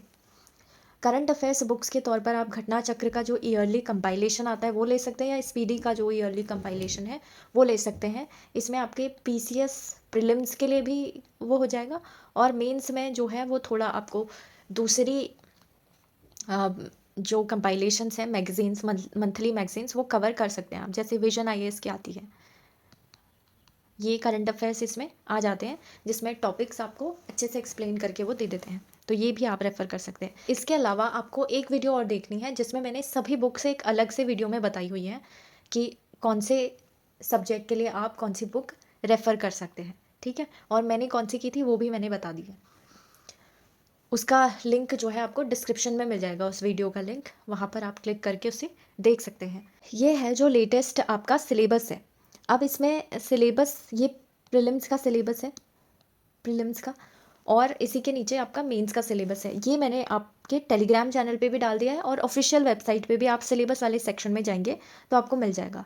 ये प्रीलिम्स में आपका हिस्ट्री का सिलेबस है, ठीक है। वैसे ही यूनिट 2 यूनिट 3 करके ऐसे दिया हुआ है जिसमें हिस्ट्री ज्योग्राफी सब कवर हुआ है। इसको वैसे पढ़ने का ऐसा कोई ज़रूरी नहीं है, आप इसे ऐसे ही रेफ़र करेंगे आपको समझ में आ जाएगा, ठीक है। और इसकी बुक्स मैंने ऑलरेडी आपके साथ में डिस्कस की हुई है, वो उस वीडियो का लिंक आपको कहाँ मिल जाएगा, डिस्क्रिप्शन में मिल जाएगा, जिसमें मैंने बताया है कि कौन सा पोर्शन आपको कौन सी बुक से करना है, ठीक है। ये है सिलेबस आपका, और इसमें ऑफ कोर्स करंट इवेंट्स और नेशनल एंड इंटरनेशनल इम्पोर्टेंस है, ये अलग से आएंगे आपके, ठीक है। ये थोड़ा सा जो प्रीलिम्स का सिलेबस है ना, उसमें ये कॉन्टिनेंट्स, नेशन, ये आप जियोग्राफी में भी पढ़ सकते हैं, और करंट अफेयर्स में मान लीजिए कि आ रखा है तो आप जियोग्राफी से इसको कनेक्ट करके वहाँ से पढ़ लीजिए। स्पेस साइंस एंड टेक वाले उससे आ जाएगा, वंडर्स ऑफ द वर्ल्ड ये भी आएंगे, ठीक है। और इनसे एक एक टॉपिक से ना एक एक क्वेश्चंस ऐसे बन सकते हैं, डिफेंस में भी बनते हैं क्वेश्चंस, और इसके साथ में ह्यूमन राइट्स से बनते हैं। ह्यूमन राइट्स से रिलेटेड अगर कोई ऑर्गेनाइजेशन है जैसे UNHRC है और हमारा नेशनल ह्यूमन राइट्स कमीशन है, इस इनके जो करंट डेवलपमेंट्स हैं उनके बारे में भी पूछा जाता है, ठीक है। और कल्चर्स के बारे में तो है ही, और स्पोर्ट्स से क्वेश्चन बनते हैं, स्पोर्ट्स से एक आध क्वेश्चन हर बार देखने को मिलता है। तो ये थोड़ा सा प्रीलिम्स के पर्सपेक्टिव से आपको ज़्यादा इम्पॉर्टेंट माइंड में रखना है। वैसे ही सेकेंड उसमें देखिए आप, तो जनरल एप्टीट्यूड में आपके 80 क्वेश्चंस आएंगे, ठीक है। 80 क्वेश्चंस आएंगे यूनिट 1 से, और इसमें आपको यूनिट 1 में आपके 120 मार्क्स है, लेकिन जो यूनिट 2 है उसमें 20 क्वेश्चन आएंगे। उसमें से आपके क्या क्या बनेंगे देखिए, तो पैराग्राफ पढ़ के उनके आंसर्स जो हैं उनमें ऑब्जेक्टिव टाइप ही आएगा, ये वो देने होते हैं आपको, ठीक है। और vocabulary, antonym, synonym, word substitution, phrases, transformation of sentences ये आएगा। और हिंदी में भी 9th क्वेश्चन क्या होगा, 9th जो पोर्शन है वो क्या आएगा, हिंदी का आएगा, ठीक है। उसमें आपके 6 वस्तुनिष्ठ प्रश्न पूछे जाएंगे, वो ज़्यादातर व्याकरण वगैरह से रिलेटेड होंगे, और साथ आएंगे जिसमें कि आपके अपठित गद्यांश भी होगा। और ये सारे टॉपिक्स हैं, लोकोक्ति, मुहावरा, अलंकार, शब्द विवेक। बेसिकली मेंस का जो सिलेबस है थोड़ा बहुत इसमें भी आएगा, देखने को मिलेगा आपको। और हिंदी, अब ये है मेंस का सिलेबस है, शब्द रचना, शब्द विवेक, इनको अगर खोलेंगे तो ये सभी टॉपिक्स हैं। और इसके साथ साथ में आपको अंक भी दिए हुए हैं कि कौन से पोर्शन से ज़्यादा आएगा। जैसे आप देखें तो ये वाला पार्ट जो है आपका बहुत स्कोरिंग बन सकता है अगर आप में राइटिंग स्किल्स अच्छी है। जैसे पत्र लेखन ज़्यादातर आप 90 से 95 मार्क का यहाँ से ही देखेंगे, इस वाले पोर्शन से, ठीक है। और इसके ऊपर अगर जैसे ये आते हैं ना, तो एक एक मार्क के क्वेश्चन बनते हैं इनसे, जिसके लिए मैं कह रही थी कि अगर जैसे फर्स्ट मान लीजिए ये है, तो इम्पैक्ट अगर एग्जामिनर पे डालना है तो ये फर्स्ट यूनिट तो आप कर ही लेना अच्छे से, क्योंकि इसी में आपका इंप्रेशन पड़ जाएगा अगर उपसर्ग पे, प्रत्यय पे ऐसे क्वेश्चंस वो डालते हैं। उसके बाद बीच बीच में जो यूनिट्स हैं उसमें अगर आपको एग्जैक्टली नहीं भी पता होगा, थोड़ा रिलेट करके आप लिख सकते हैं। फिर ऐसे में देखिए सेक्शन 1 है, सेक्शन ए का आपका है literature and culture, social sphere, political sphere, economic sphere, इसमें भी एग्रीकल्चर, इंडस्ट्री, ट्रेड। कोई भी जीएस से पार्ट ऐसे आपको अलग से नहीं दिखेगा, जीएस की नॉलेज आप इसमें यूज़ कर सकते हैं, ठीक है। जैसे आप देखिए ये है आपका मेंस का GS1, आर्ट एंड कल्चर से इसको कर सकते हैं, इन दोनों को GS1 से कर सकते हैं, इसको GS2 से कर सकते हैं, ये है आपका GS3 इकोनॉमी वाला, और ये भी GS3 से हो जाएगा। नेशनल इंटरनेशनल इवेंट्स, ये सब क्या है, कंबाइंड है, और ज़रूरी नहीं है कि सिर्फ GS2 की नॉलेज हो, इसमें आपको ये दोनों कंबाइन करके भी आप लिख सकते हैं, ठीक है। फिर है हमारे पास ये सेक्शन C, जिसमें आपको उत्तराखंड रिलेटेड टॉपिक्स दिए हैं, history, economy, environment and disaster management in Uttarakhand. पिछली बार इससे क्या आया था, केदारनाथ जो डिज़ास्टर हुआ था उस पर आया था क्वेश्चन कि अब केदारनाथ कैसा है, सेफ़ है या नहीं। तो वुमेन एम्पावरमेंट पे भी आता है, ठीक है। इसमें साफ साफ आपका लिखा है कि accuracy of language and grammar check की जाएगी। ठीक है, तो थोड़ा सा आपको कमांड होनी चाहिए। अगर आप हिंदी में लिख रहे हैं तो वर्ड्स आपके अच्छे सिलेक्टिव वर्ड्स होने चाहिए, proper word selection, legible hand writing. Legible का मतलब है कि अगर आपकी हैंड राइटिंग पढ़ने लायक है तो उसमें काम कर जाएगी। बहुत ज़्यादा आपको ऐसे सजा के लिखने का तो उसमें टाइम होता भी नहीं है, लेकिन आपके पढ़ने में आ जानी चाहिए। ओरिजिनल थॉट्स से रिलेटेड टू दी सब्जेक्ट होने चाहिए। सब्जेक्ट मतलब जैसे GS1 GS2 आपने पढ़े हैं, उनका मतलब अच्छा डीप नॉलेज आपको होना चाहिए। और है आपकी सिस्टमैटिसिटी, उसमें देखी जाएगी कि आप सिस्टमैटिक तौर पे लिख रहे हैं, जैसे जहाँ पे कारण आना चाहिए वहाँ पे कारण लिख रहे हैं, उसका इफेक्ट उसके बाद लिख रहे हैं, तो इस तरीके से सिस्टमैटिक तरीके से आपको लिखना है। ठीक है, और रीज़नेबल होना चाहिए सब कुछ, यानी अगर आप डेटा दे रहे हैं कोई तो वो अच्छा रीज़न बेस्ड डेटा होना चाहिए और सही होना चाहिए, गलत डेटा नहीं देना है आपको। और क्लैरिटी हो जानी चाहिए, यानी मोर आपको थोड़ा सा एक्सप्लेन करके उसको लिखना है। समराइजेशन एबिलिटी भी आपकी चेक की जाएगी। जो ऐसे के पार्ट्स होते हैं ना, इंट्रोडक्शन, बॉडी, कंक्लूजन, तो कंक्लूजन में आपका ये वाली एबिलिटी देखी जाएगी। और प्रस्तावना बांधना, इंट्रोडक्शन पे ही आपको पता चल जाएगा कि एग्जामिनर आपका जो ऐसे है वो ध्यान से पढ़ेगा या नहीं। फिर GS फर्स्ट है, उसका सिलेबस है। इसका जो सिलेबस है वो मैं आपको ऐसे भी दिखा देती हूँ, जैसे आर्ट एंड कल्चर है ना, इसमें आर्ट फॉर्म्स, लिटरेचर, आर्किटेक्चर ये आएगा, लेकिन ये पूरा पोर्शन ही आपके एक बुक के बराबर है, ये खुलेगा। जैसे पहले आप देखिए तो PCS का सिलेबस कुछ ऐसा आता था, एकदम हर एक चीज़ पहले से खोल के देते थे वो मुख्य परीक्षा में। जैसे हिस्ट्री का है, पहले प्राग ऐतिहासिक यानी कि प्री हिस्टोरिक में आपको क्या क्या पढ़ना है, और वैसे ही मॉडर्न हिस्ट्री और इन सब में ताम्र युग में आपको क्या पढ़ना है। और मॉडर्न हिस्ट्री तो नीचे है, ये है यूरोपीय शक्तियों का आगमन और विस्तार, ये सारी डिटेल में ऐसे दी जाती थी। तो पिछला जो PCS का पेपर है ना, वहाँ से आप ये टॉपिक देख लीजिए। ये टॉपिक की जैसे ये वाला पोर्शन है, कौन सा, modern history from about the middle of the 18th century until the present. ठीक है, ये है आपका। इसे आप कैसे खोल पाएंगे, इसे आप यहाँ से खोल सकते हैं कि आपको मॉडर्न हिस्ट्री में यहाँ से पढ़ना है, जब से ब्रिटिश आए थे। ऑफकोर्स ये आपको इंग्लिश में भी मिल जाएगा, अभी मैं हिंदी वाला देख रही हूँ। तो कॉलोनियलिज्म पढ़ना है आपको, और ब्रिटिश शासन का प्रतिरोध जो है, उसमें जो मूवमेंट्स वगैरह हुए थे वो भी पढ़ने हैं। अब आप देखें कि इस सिलेबस में आपको एग्जैक्टली पता नहीं चलेगा कि आपको क्या चीज़ें पढ़नी है। यहाँ पे सिर्फ आपको इवेंट्स, पर्सनैलिटीज़ और इश्यूज़ ऐसा दिया हुआ है। तो इवेंट्स, पर्सनैलिटीज़ और इश्यूज़ किन टॉपिक्स में आपको ध्यान में रखना है, इन टॉपिक्स में ध्यान रखना है कि अगर ब्रिटिश शासन की बात करनी है तो इवेंट्स, पर्सनैलिटी और इश्यूज़, इन टॉपिक्स में।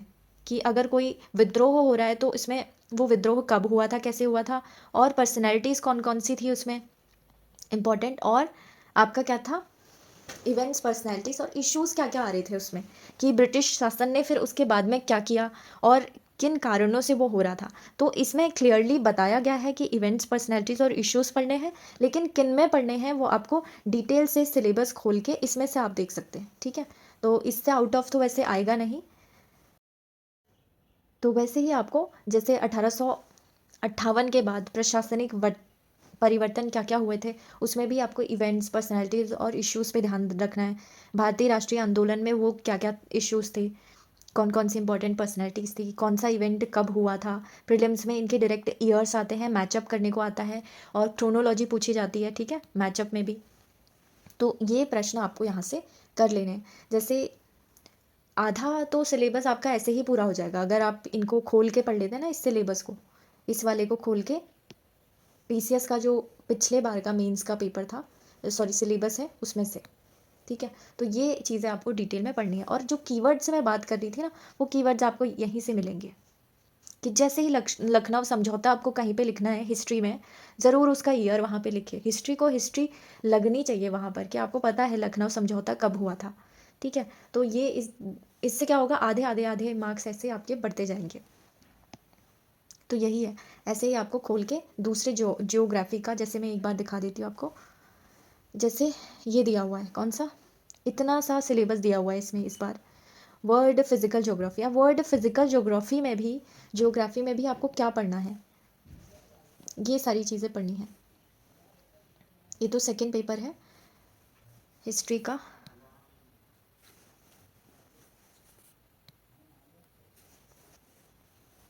पहले क्या होता था कि जैसे हिस्ट्री पूछी जाती थी तो जीएस जो हिस्ट्री की इंडिया की है और उत्तराखंड की, वो साथ में ही आ जाती थी।